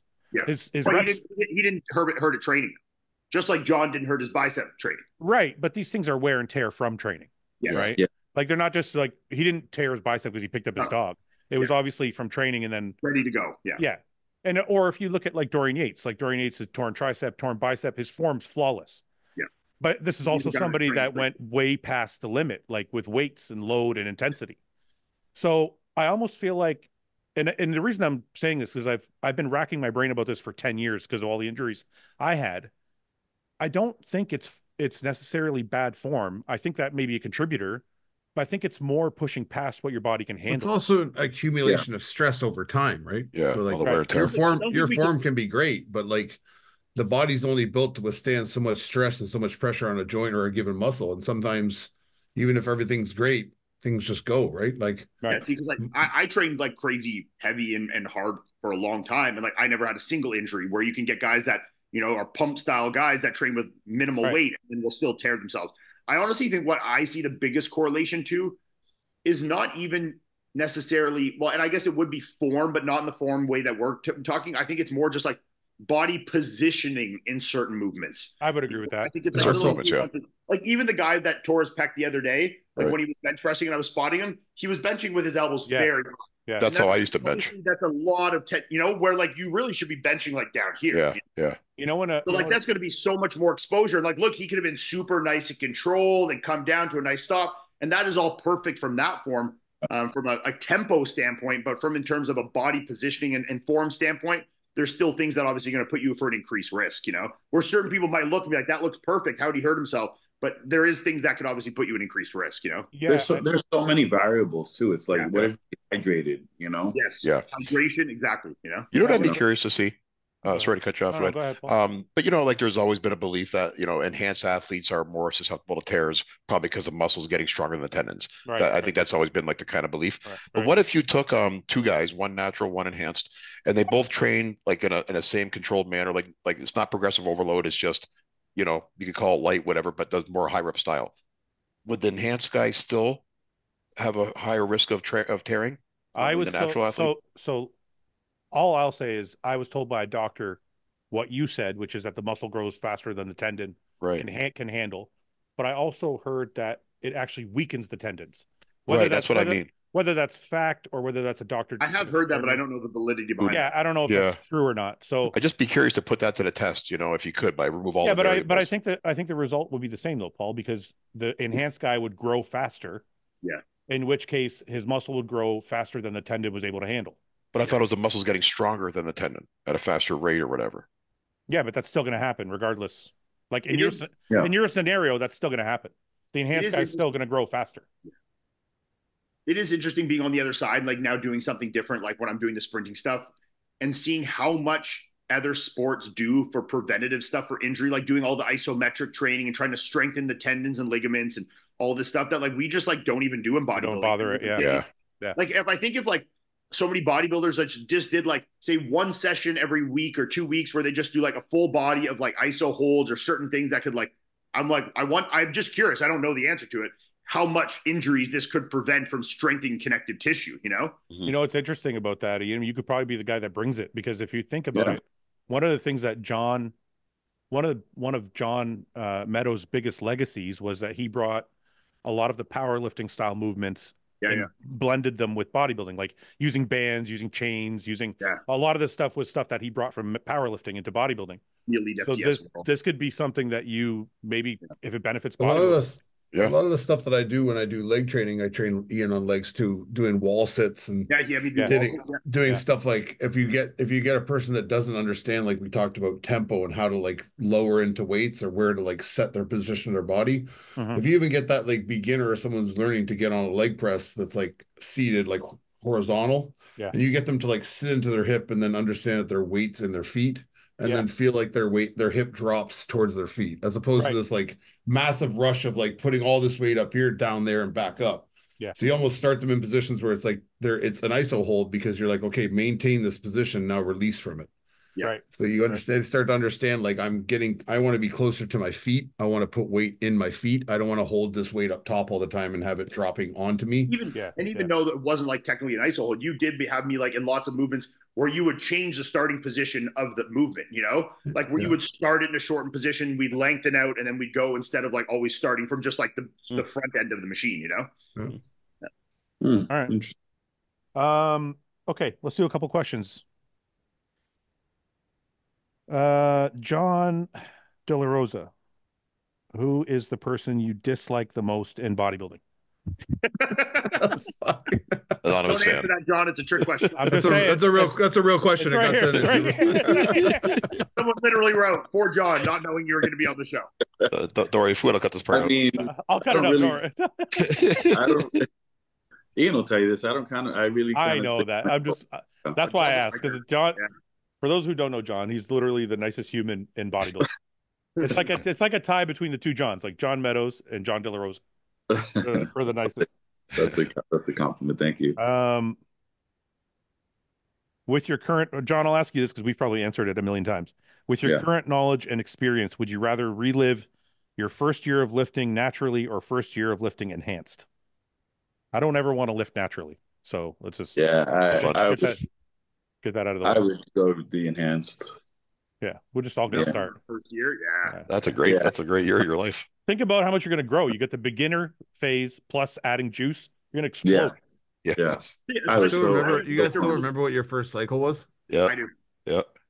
I did the Univet test suspension. Did you ever get that up here? That's what I used. That was mine too. I got that. And D-ball. Oh, with D-ball? Real Russian D-balls. That was your first. Your first cycle was suspension and D-ball? D-ball? Yeah. Dive right in, eh? Whoa, I'm like I gained like 20 pounds. Yeah. Go ahead, John. My first cycle I did with Juan and Akeem. Oh no. Okay. And Akeem fucking blew up, dude. Yeah. And me and Juan were looking at each other like, how the fuck? We put on like 5 clean pounds, 10 clean pounds. Akeem put on like 30 pounds, and he was hard and dry. We were like, what the fuck? He's getting the shit somewhere else. I was going to tell you, he gave him the fake shit. He kept the good shit. He's like telling us everything. That's genetics for you. Yeah. Paul, what was your first cycle? Do you suspension. Remember? That's suspension. By itself? Yeah, by itself, yeah. Ian, you remember yours? Me? Yeah, it was Sustanon. I did 400 milligrams a week of Sust. Same. I did Prop was my first one. Wait, you guys are all doing suspension, prop, and shit. Yeah. Well, my second cycle, though. So wait. Let me ask you a question. I rapidly increased. Let me ask you a question, though. You guys that were doing suspension, you doing prop, how often were you shooting that prop in your first cycle? Every other day. Oh, you were? Okay, right off the hop. You were really? Yeah. I had to be careful with mine too because I was playing college football, so I don't want to pop positive. Oh, right. I did it in the summer. That's why you did suspension. So just clean out. It's gone right away. Yeah, that's good thinking. I got back after summer camp when I reported for summer camp, and the coach was like, "The fuck happened this day?" Yeah. I was like, "Oh, I was just eating." Trying to work it out. How often were you shooting it, Paul? I don't remember, to be honest with you. It was probably a couple times a week, though. It wasn't like that often yet. I think I was 19. It's like, yeah, 19. Really, you should be shooting like twice a day, you know? Yeah, I didn't know much. It was just, what my buddy got me, so we both tried it. That's why I was asking the question, yeah. My second cycle, I was like, fuck this, I'm doing it right. Sustanon Anadrol. Anadrol. For your second cycle, Anadrol? Exploded. I was like, this is what I've been waiting for. How much of each did you do you know? 50 milligram. I did 1 tab of Anadrol a day on training days only, so 5 days a week. And I think I did 500 cess. That's back when Anadrol was real, too. Yeah. Oh my! I got so fucking strong. Dude. Like Anapol in 50s, Yeah. I think my second one was Sustanon, the same test at the same dose, and then I added EQ to it. Oh, EQ, yeah. I did the same thing. I just added DECA. Yeah. I might have been DECA. It was one of the two. It was Sust or it was EQ and DECA. Yeah. DECA was my second cycle. The little caps, the little single yellow tops. I think they were, Quad Labs or something. I forget what they were now. I thought you were talking about the Norma. Did you guys ever get those? I know the so many years. Yeah. You ever get those little 2 ml DECAs? Anyone ever see those? I've seen those. What they didn't have a blue top? They have a blue top? I don't remember. I don't remember. I think it was. I think it was a blue top. Yes, it was. Remember some of those ampules from Europe that come with a little saw? You have to saw off the top a little bit and then snap it off. I never got the saw. I used to use a steak knife. I never saw that. Yeah. I'd use a steak knife. Oh, really? And then I would pop it. You know what the trick is? You put a pen cap on it and then for leverage and pop it. Oh, I never thought about that. You ever just do it with your thumb? It's like the exact same size, but then you get more leverage. It just cracks like nothing. Yeah. You ever just get lazy and just do it with your thumb and the whole thing crushes your hand? Like, fuck. The whole thing's gone. I did. And then the glass broke into the oil. And I'm like, I wonder if I should still use it. No.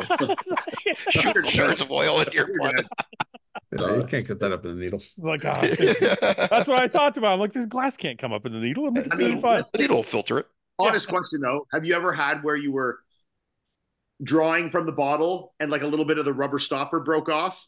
Yeah. And you see it in the oil and you're like, I'm just going to shoot this in me, or do you decide to squirt it out? No, I never had that. It doesn't pass through. It won't pass through. It'll hit and stick. It depends how big of a needle you're shooting. Mike's tried it. He's done it. He's like, he got stuck in the needle. It was still in the needle after. Yeah. I remember when I first started, I have like one needle. So I have to make it like last for 20 shots or something. So by the end, this thing was just like fucking dull as like a butter knife. Dude. It's like, I was like a kid, so I didn't have access to get needles. I would always use 18 gauge needles to draw, so it always fuck up the rubber of the tip of my bottle. So like over time, and I'd be getting like little chunks of fucking rubber in my oil, Yeah. We used to go to the. I shouldn't say that. I was gonna say. No. Well, I was gonna say we used to go to the AIDS clinic to get our needles. They used to deliver at one time, Fouad. They give them to us for still free. do in Toronto. Free. Do they really? Yeah, you still do that. I always here they wondered, don't. you know, I always wondered, I would go in there and I would get everything. Like I'd be like, I want a box of this, a box of this, a box of this. And I'd give him a $20 tip. And I always wonder if the guy behind the counter just pocket the $20. For sure he does. There was one time I went to the one in Windsor who had I won't say any names, but there was a bodybuilder from Windsor who was in there before. But you have to wait outside the door, right? When there's someone in there. Yeah. And I could hear the voice and I know it's this guy that I know in there. And he's a big juice head. So I know what he's in there for. Yeah. He leaves. I'm like, hey man, he's like, hey, Paul, whatever, you know, he leaves. I go in there next. When I'm leaving the parking spot, I see you pulling in. They must have thought it was like a bodybuilding show in town or something. Like 3 of us are in there in a row. Yeah. I was bad with mine though. I would get boxes of shit. And I had a friend who was like, hey, I need a couple needles. I'm like, no, can't spare. Oh, you were stingy with yours. I know you were. Go Get get you with your free needles. You know why? Because I hated going to the fucking AIDS clinic. I get that for sure. Actually, and I'm like, you know what? You take your ass down there and fucking get your own. I'm not. Yeah, because it's just laziness on the person's part for sure. I always used to hate it. Like even just going, like I never used the needle exchanges or like the AIDS clinics things, but I would even go into the pharmacy and like buying them. Yeah, you know when you that's worse. Know like that you're doing stupid shit with it, and I always fucking hated doing it. You know. Yeah, because what 25-year-old kids in there buying a box of needles? Vitamin B shots, B12. Yeah. B12. Oh, my mom, she's sick. I just need to get her needles. Yeah, I gotta shoot my mom. I've done the B12 shot thing so many times. I totally forgot about that. You said that? Must be the excuse. Yeah, I say I got to do B12 shots. I totally forgot about that. And it would work every time, man. These guys must have thought everyone would take a B12 back in those days. I remember going to get it. I remember going to get insulin, and I had to tell them it was from my mom. Yeah, she's too sick. You could just say you're diabetic.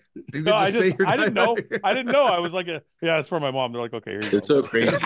Oh, okay, then it's for his mom. Go ahead. You can order it on Amazon here. It's fucking nuts. Yeah, well, I was just gonna say that about syringes. I ordered a box like this fucking big of like needles. Later in my career, I just ordered them online. Obviously, yeah. I didn't. Much easier. Anyway, sorry, we got way off track there. My buddy doesn't believe in using 5 or 10 pound plates. He said real men only use 25 and 45 pound plates. Quarters and cookies, boys. I agree. I always found that interesting. It's true. Most guys, I agree. will go 25. We'll go 45, 25. And if they can't put another plate on, they'll just stay at 40, 25. When I was bodybuilding, I never, obviously now doing the track training, I put like 1 pound plates on, you know? I used to use 10s. I don't think maybe if I was doing like if I got to 365, like maybe a barbell curl, like if I was doing a barbell curl, I put like a plate on each side and like a 10, because like a plate and a quarter. Yeah. But like if I was benching, it's like 3 plates, a quarter, 4 plates, quarter, like or squatting, right? I could put a 10 or on. Squatting. I don't think I've ever used a 10 in my life squatting. Yeah. No. Or deadlifting, like definitely not deadlifting. Or do you use on a leg press? Would you use anything except for 45s? I mean, I think deadlifting, I've only probably ever just used 45s. I've only used 45s on leg stuff, like leg press. Yeah. I think on a hack squat, I've put a quarter on before. Oh, me, I've used quarters on a hack for sure. Maybe. I can't, barely ever though. Yeah, not often. Yeah. Because it's like, because you can do 6 plates for like 8, then you might as well just go to 7 plates for 6. Or just go down to 6 and crank out 20. It's like it's gonna go one way or the other. It's the decision's easy either way, you know? Yeah. Depending what you're training. If it's legs, maybe you want to crank more reps. If it's something else, maybe you want to be lower reps. It doesn't matter. I don't think I ever used 10s for any back shit, but I think I did for chest. I think benching. What for chest though? Well, because I remember being able to bench 365 or 405 and being like, I think I can do another 10, but I don't think I can do a quarter. Well, actually, I cheated in this because I've actually done where like one time where I was going like heavy with bench, where I did 5 plates and a 35. So that's like 5 plates. Same thing. Yeah. I've done 35s. Yeah. That's kind of cheating a little bit. Yeah. You bench 5 plates and a 35 on each side, Ian? I have. What is that? Crazy. 570 something, 565 or something. 570. Shit. No, it'd be 495 plus 70, so 565. Oh yeah, you're right. 565. Yeah, I've done that for a double. Yeah. Have you really? Wow, that's crazy. That's only 70 pounds more than me, Paul. You hit 5, right, Fouad? Yeah. For a double. Yeah. For a deuce. What was your biggest bench, Mike? 605 in college when we tested. 605? Jeez. Fuck, Jesus. Yeah, but I wasn't on juice then either. But he started Really? doing suspension when he was like 15. I've done 5, maybe for 3 or 4 at a Wow. time. It's crazy. The strongest bencher I know, I think, is James. And then Ian. Yeah. And then actually Mike used to regularly bench 200-pound dumbbells. Didn't you? Yeah. Till it tore my pec. Oof. And I was like, Wow. I don't want to do that anymore. You know who's a really strong bencher? Oh, actually, he's strong all around, but mostly bench and deadlift was Luke. Yeah. Luke used to regularly fucking dumbbell press 200-pound dumbbells for like reps. Yeah. Jeez. Where do you even find, like, it's hard to even find Funny, you know, 200-pound dumbbells. it's funny, and Ian said this on the last one of the last podcasts. It's funny how you can see somebody lift 200 pounds and you can see somebody else lift 200 pounds and it looks totally different. Yeah. Because like when I used to watch Luke dumbbell press or do anything with dumbbells, it looked like he could just handle the dumbbell. Like it wasn't, and you see somebody else dumbbell press 200-pound dumbbells and it's like, yeah, it's like really like shaky. Yeah. You're like, hey, maybe you shouldn't do that. Yeah. When I did it on film, I did it for muscular development. I was shooting with Robbie Durand at Bev's. Oh yeah. And there was no one at Bev's working out that day. It was fucking empty. And the fucking guy behind the desk had to pick up the 200 and put it on my lap because I could get the one up, but I couldn't get the other one up. Yeah. So this guy's there like, I'd have been like, fuck you, you're on your own. All right. Broke his back almost picking that fucking thing up. Felt bad for him. All right, John, you have to go back in time and be part of a disaster. Which do you choose? A disaster. Yeah. What does that mean? And he's giving me an example, like either like be a passenger on the Titanic or be part of the cleanup crew at Chernobyl. If you had to pick any disaster to be part of, which would you pick? It's like, how's this like even a good question? How do you? Yeah. Did you guys see those waves in California? Like fucking. Yeah. I didn't see any videos, but I read about it. Yeah, I saw a couple videos of that. Listen, there was a crazy fucking earthquake in Japan, wasn't there? Yeah. Recently? Yeah. Like literally just I'm assuming in California there's all the same like tectonic plate bullshit, just waves coming from the earthquake, That's a tough question. I don't want to go back to it. What's a disaster you think you could survive? Like a volcanic eruption, I think I could survive that. No. Yeah. Like what? Like tsunami, if you got a boat, you can fucking cruise that thing out. No, like a volcanic eruption. Because like Pompeii, where like every single human in the city died? No. No. No, like that advance notice. You survive it though. What was the one in Europe? It was like, wasn't it Mount St. Helen or some shit? St. Helen or something, yeah. And it exploded, but the lava was like so slow, everybody just walked away. They just walked. didn't even pick up the children to run with them. They just like held their hand. Held the kid's hand. I might have just made that up, but whatever. Okay. I mean, if you could survive Titanic, it would be pretty badass being like, hey, I'm fucking Titanic, Yeah. What would be the coolest disaster to survive? Titanic. Some like crazy earthquake. I can't say the one in my head because I think I'll get Hiroshima. I'll get canceled if I say the one. You want to say what happened in New York, don't you? No, I don't. I don't want to say that happened. You're saying 9/11? No, I wasn't going to say that. Which one are you going to say then? It's a cancelable offense. Are you sure? I'm not sure. I think so. Give us a hint. We can always edit it out. It was the worst event in history potentially. Oh, the Holocaust? Like casualties? Yes. Oh, Holocaust? Holocaust. I think that's it. Yes. Oh yeah. You think you could survive it? I'm saying if you talk his way out of it. No, I say I talk my way out of it. Like, come on, man! Like, there's things I can do for you guys. I didn't say I think He's I could Arab. survive He it. talk his way out of it. No, I didn't say I could. I didn't say I think I could survive it. I said that would be the coolest one to be a survivor of because he kind of like trumps the rest. Yeah, that's true. Yeah.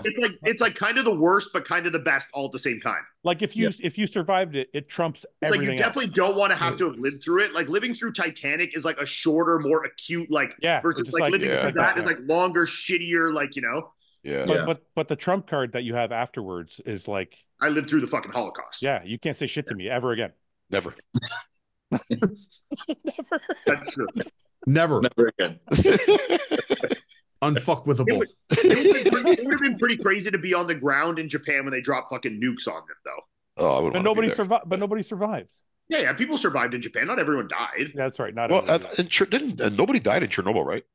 I don't know. Some did, but only the people that were did. like the immediate people. Yeah. Really? I thought no one died. Like the people that worked at the actual like reactor and stuff. Yeah, No one okay. in the city died. Yeah. Who has the better survival story? The survivors of the atomic bomb drop in Nagasaki and Hiroshima, or the Holocaust survivor? Well, Who has a better story? See, this is a range though, because it depends. Who has a better trump card? Depends how old you were and like what you went Holocaust through. because you're suffering for fucking Yeah, so long. Yeah, Like, right. Yeah. Dude, but the fucking atomic bomb is like. Yeah, imagine being like, I looked out my window and it was like, boom. Well, if you would have survived the atomic bomb, because if you you have to be survived pretty it, fucking far from it. that's what I'm Yeah. saying. If you survived it, that means you saw your entire family, friends, everybody just get melted to plus if you Nothing. survived it, you probably suffered some injuries. But there's Yeah. Somehow the cameraman survived everyone they fucking filmed. That was oh weird. fuck, here we go. Oh my god, he thinks it's fake. Come Or on, how the cameraman? How'd they get that footage? Mike, He's you don't wiping think- out what you said buildings. about that. I got listen, hazmat outfits. The same thing I goes still for the think it's Holocaust, though. Like, there's a good chance you saw all your friends and family get killed too. Yeah, you know? that's true. That's true. That's true. There's a good chance almost everyone you know is dead. You know, I Yeah. think the Holocaust wins on I still think so. duration of suffering. Of suffering, yeah. Yeah, Suffering. Yeah. Yeah. Is that's not cancelable, is it? We're No. just stating a No, fact. you didn't say nothing wrong, Fouad. we're being empathetic and agreeing that it was egregious. You should be praised. Yeah. Should be held up for all to see. Yeah, this is John. We have a couple more to go. It's sad we even have to think that way, though, right? That's Sure. what cultures become. Yeah. What do you mean? Why is it sad? That you have to think, oh, is it cancelable offense? You're not saying No, I anything. don't really care. We say we Oh. should. It's just All right. it's kind of like a joke that we're trying to get canceled. We're trying to get We haven't got canceled yet. All right. We're gonna get there one day though. Let's start talking about transgender stuff. Yeah. You know, All right. Here we I go. put that in the title. I put it in the title by accident one time, and I had to change it because I got I didn't know it was wrong. We did an episode, must have been a year and a half ago, and I put something in the title, and I used the Bud word. Light. Was it the Bud Light No, thing? no. This is before you were even coming on, and I put something in the title about tranny because I thought you could still. Transmission. I thought they were no, but I thought they were. I thought that was still the proper name. I can't say tranny anymore. And they're like, you can't everybody. You can't say tranny. Only in You can't say referencing tranny. a car. That's the only theory. Right. Yeah. 10 years ago, you could say tranny. Did you guys see the new Dave Chappelle special? Oh, No. awesome. Yeah, It's No, awesome. is it Netflix? Oh, Great. so Oh, I didn't know he great. had a new one. I gotta watch The it. opening joke is fucking fantastic. Yeah. Really? Yeah, Jim It's Carrey. fucking Dude, that He's mother. he's so good, man. If you can, He's if like, you, I just said all that shit so I could say this. if you think of anybody with "fuck you" money, it's Dave Chappelle. Yeah. Yeah. He just Yeah. does Just not. his like style of comedy, like how he tells like the stories and then like leads jokes back so like Yeah. circular, so good, you know? Like Yeah, Yeah. yeah. His show is still my favorite show of all time. Oh, show. great. The Chappelle's show is greatest. so fun. Okay, John. Yes, sir. If you were stuck in a room that had holes in the wall for 8 hours with no That's- form of entertainment, what would you do? Holes in the walls, is that what you said? Yes, Holes in the wall. Why, is this like Glory Hole? That's what I was Yeah. thinking. I'm That's assuming. what I was thinking. And if they're glory holes, I'm staying my ass in the middle of the room. I'm staying far away from the holes. Or you? No, but what you does it going mean? in the hole? Wait a minute, wait a minute. I'm playing whack-a-mole. Wait a minute. Okay, wait. I think it's funny that you thought of it the reverse of the way I thought of it. I thought, yeah, Fuad's like, I'm putting my dick in the hole. Yeah. What's the worst that could happen? Well, you said I was trapped in a room. I mean, Yeah, if you but walk I'm into a like- room like that. But I'm thinking like you thought a whole bunch of dicks were going to come through the holes. So did I. So I did thought We know you did, Ian. We know you did. I, I'm like, oh my god, yay! Dicks. I thought I'm going to put my dick in all these holes. That's what I was thinking too. But Yeah. where's it gonna go? Why Well, you just put it in the I was hoping somebody's on the other side. Like, I'm just gonna be- You don't know what's on the other side though. That's the point of a glory hole. but you're in a room for 8 hours and you're bored. You're like, I was put my dick in a hole. Like, I don't know. Why wouldn't you? I think I Why could bang on a wall? I'd send my finger through first and be like, what's happening here? Yeah, Probably, that's probably a little smarter. I'd yeah. probably do that. Yeah, I'd probably Yeah. do that. I think I could stare at a wall for 8 hours completely unfazed. Are you Yeah. serious? Oh yeah. Yeah, I've done it. I could. Yeah, just zone out. Yeah, I could do There's that. you know what? I just saw this kid on TikTok. He he did this TikTok. He's like staring at a clock for 24 hours or is 12 hours. And he literally time lapsed himself sitting there for 12 hours staring at a clock. Yeah. Man, People people are watch really bored, huh? And I'm like, how the fuck? I could not. Yeah, people are really bored. Ian, you could sit in a room and just stare at the wall. Oh yeah, I do it all the time. Seriously? I mean, I wouldn't stare at the wall, but I'm gonna stare at the wall the rest of this podcast. I do it all the time. I do it every day at work. You guys are fucked up. Okay. All right.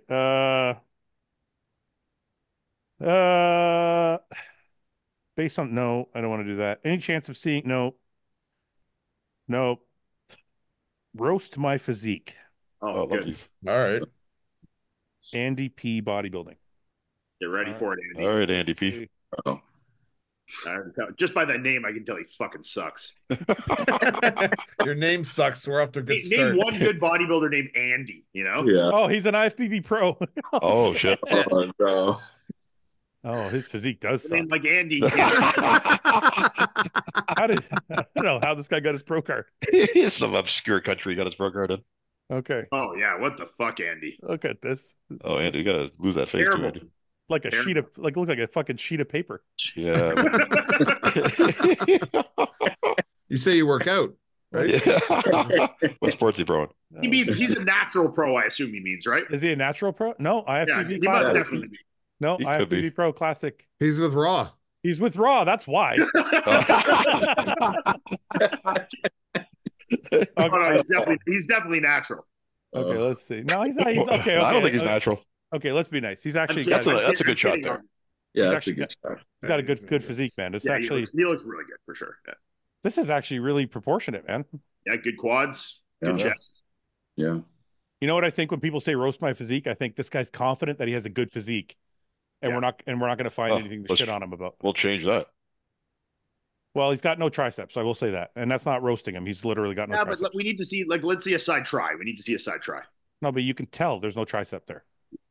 Could have a long head that's pretty decent. Yeah. No, look, it's flat. Yeah, you can see it there. Yeah. No, I'm not sold. Lats look like might be a little lacking from the front. I'm telling you, there's no tricep there. Look, there's nothing. Yeah, you Nothing. definitely Flat. Fucking horrible. Anyway. Look. Nothing. Oh, yeah, more triceps. Yeah. Yeah.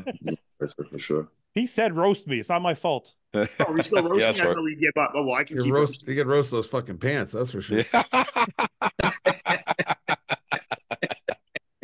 Physique's doing all right, but that fashion sense is fucking gone, bro.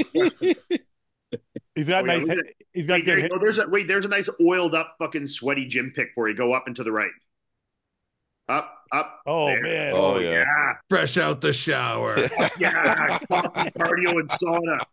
That's hot. Oh fuck.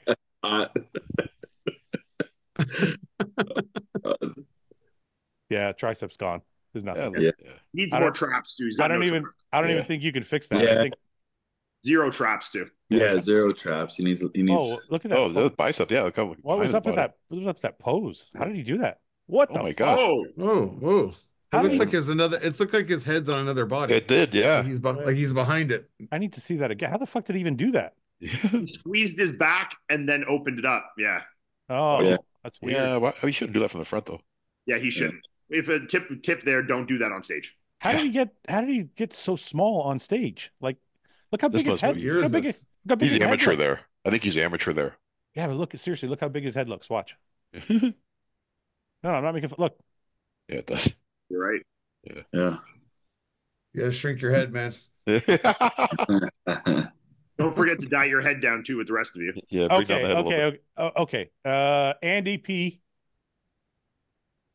Very balanced physique. Sorry, we're fucking around. You have great hair. I'm jealous of your hair. Yeah. Great physique. Everything's there. I do think personally, and Ian, you can comment, guys.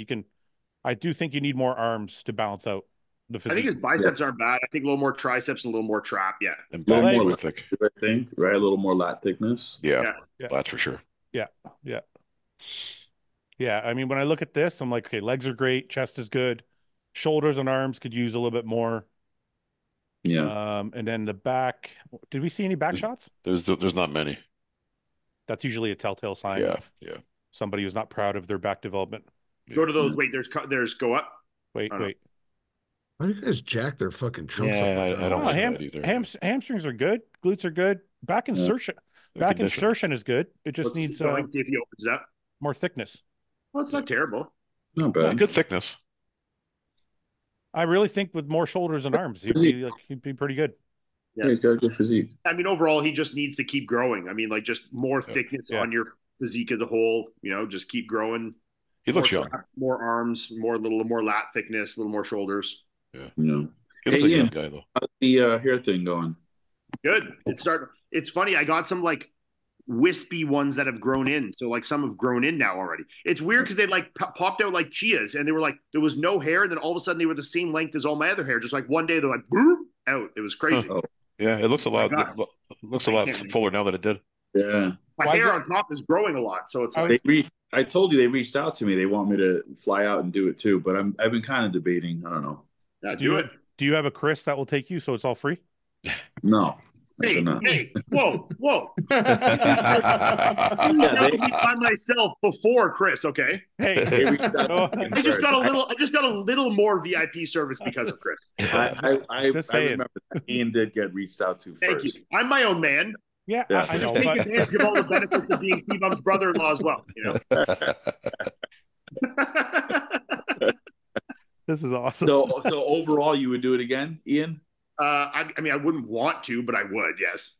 You want to go through that recovery? I don't stuff think, again? John, can I say something? Yeah.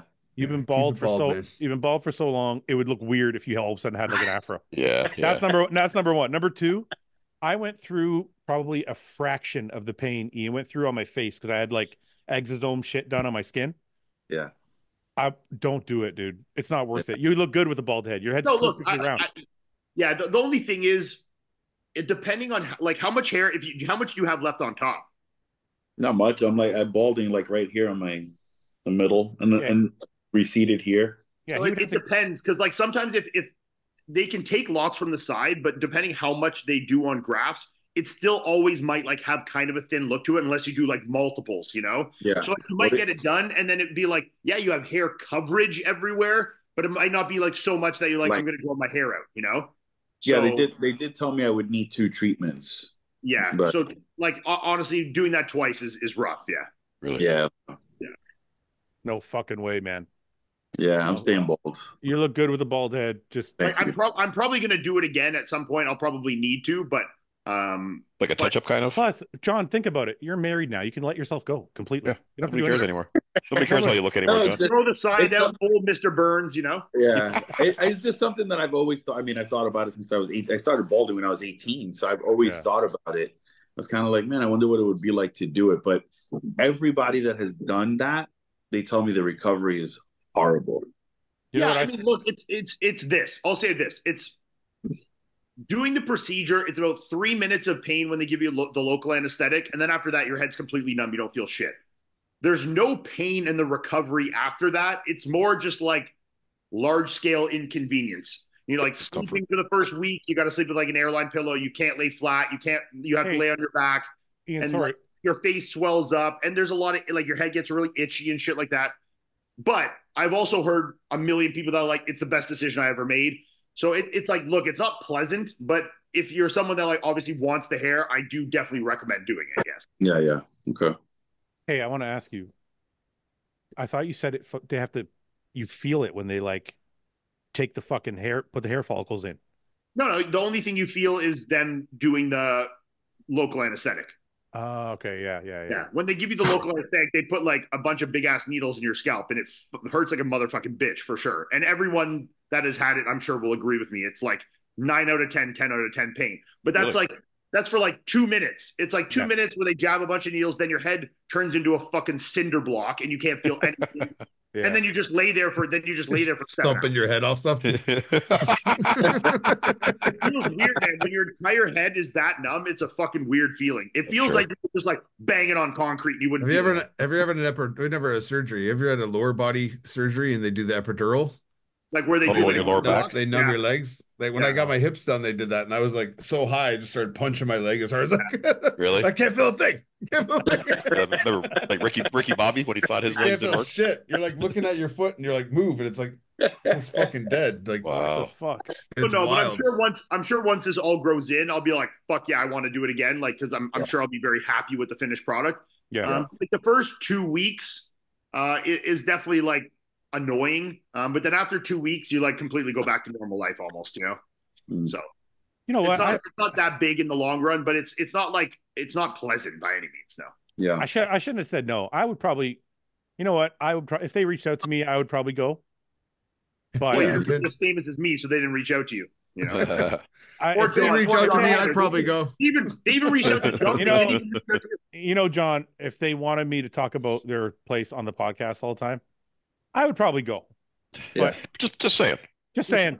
You know, if anyone listening? Not that they watch or anything.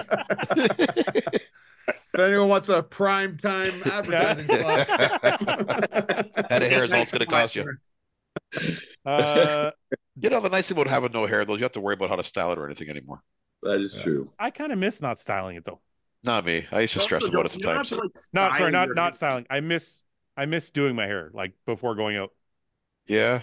Yeah. I don't. Also, if you had like full hair, you could just keep like mine now, like keep like a buzz cut and just like keep it. So you don't really style yours, Ian? Like you just. Well, I will when it grows in, but like obviously now I don't have enough hair to like. He has to, Paul. He made a deal that he wouldn't he wouldn't cut it for an entire year. I'm not going to cut it for a year. Only the sides. He's going to leave the top to grow out for a whole year. Really? Yeah. Well, they told me I can't use a buzzer to it for 6 months anyway. So I mean, I'm halfway there at that point. So I might as well just keep letting it go. Yeah. Yeah. Huh. Yeah. This is the guy that drinks alone. He's a man of his word. Yes, you are. You are disciplined. You are a very disciplined man, Ian. Last week on the podcast, this guy did a shot every 5 minutes for 2 hours.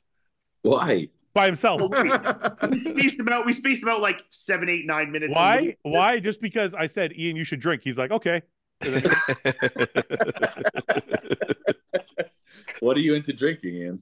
We were at a ski resort, like me and Chris and Melissa and Courtney for a couple of days. So I did the podcast while we were there, and we had a big bottle of vodka. And I was just like fucking hammered vodka. Yeah, straight too. That was straight. cool.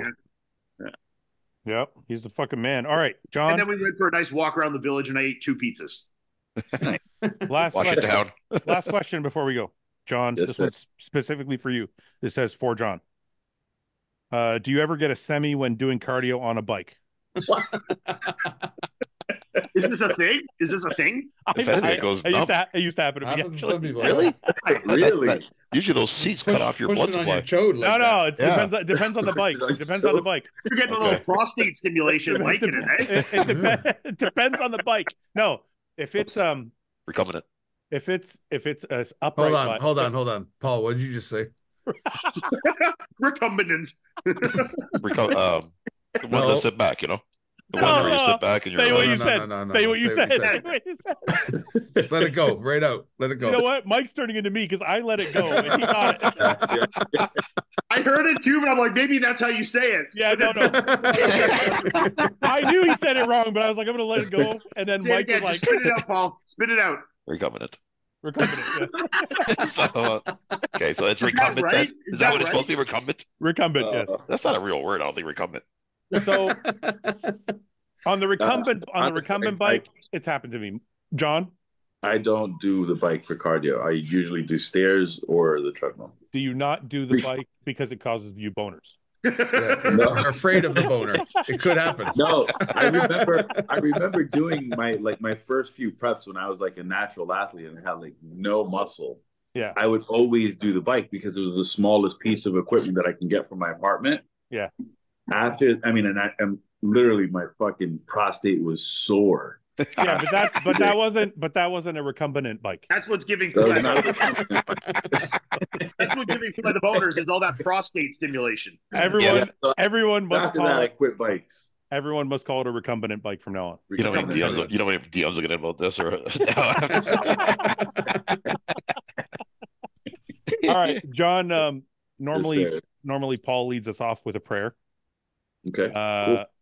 But because you're our special guest, we're gonna. I'd happy to hand over. Paul, hit it up, man. Let's do it. I don't normally do this, John, but I'll give you the honors instead tonight.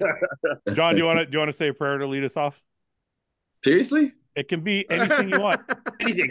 Paul says ridiculous prayers. Yeah. Paul says, "Dear leader," is not even like to a god. Well, I don't want to insult anybody. There's different religions out there. He's very inclusive. I don't really know how you guys do it, so I'd rather somebody else does it. All right, Paul, you're up. Paul, you're up. All right, comes back on me then. Okay. All right. Well, let us bow our heads. Try to come up with something better than last week. Well, dear leader, it was great meeting John tonight. Good luck at the Arnolds, John. Your prep, whatever you decide to do next year. Hopefully, Detroit Pro too. Heard you're doing Detroit Pro. Oh, before you say your prayer, actually, if you don't win the Arnold, do you want to do the Detroit Pro? Yeah, it wasn't you. Ben had reached out to me about doing it, and I said, "Yeah, I'd love to do it." Really? Of course. All right, Matt. You're locked in. Put him down. There we go. I'm planning for a long year. I want to go all the way to, if I can, New York Pro, which is May. Okay. May. If you're really want to do it, yes, 100%. DM me like your favorite photo, and we'll make like a graphic, and we'll announce you doing the show. Oh, that'd be awesome. Okay, cool. Because like Bumstead's doing the open at that show. Yep. Really? And Kai's making his comeback. Kai Green. Phil maybe too. He's talking about it. I'm coming out of retirement just for this one. Ian. Yep. And Arnold's doing the commentary. Yeah. Nice. It's going to be a big show. Donald Trump might come. And the prize money. Trump is coming too. Yeah. Oh, is it confirmed now? Yeah. And first place, $100 grand. Yeah. I'm in. And gold bars. 50 grand from second all the way to last. Yeah. 50 grand guaranteed purse. Yeah. All right, Paul, you're our prayers have been answered already. We got another commitment. We got another commitment for the Detroit Pro. Come on, lead us off with a good prayer. Okay. Well, so far 2024 is off to a good start.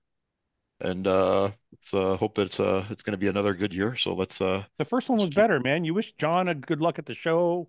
You were like it again, so that's good. Keep going. I was going to circle back to that. Okay, I'm sorry, I'll stop interrupting. Go ahead. Okay, Fouad. So keeping with that, John, good luck to your season coming up this year. Ian, hope the running continues to do well. Mike, boxing is going well for you, and I hope that continues. And Fouad, you and I will get back in the MMA ring pretty soon. And I'm so disappointed. You leave this on me every time, man. I fucking hate it. I swear to God, you gotta start sharing the duties or something. I tried. You gotta work on like a one you do every week. John threw it back at you. I don't. Yeah, I wasn't expecting that either. We gotta start sharing this prayer. I think. All right. We'll make John do it next time he's on. Okay. John, thank you so much for coming on, brother. I hope you had fun. Nice to meet you, John. Good luck at the show, and we'll talk to you soon. Yeah. Thank you so Good much. to see you, John. Appreciate the opportunity. Okay, guys. Bye-bye. Good night, you guys.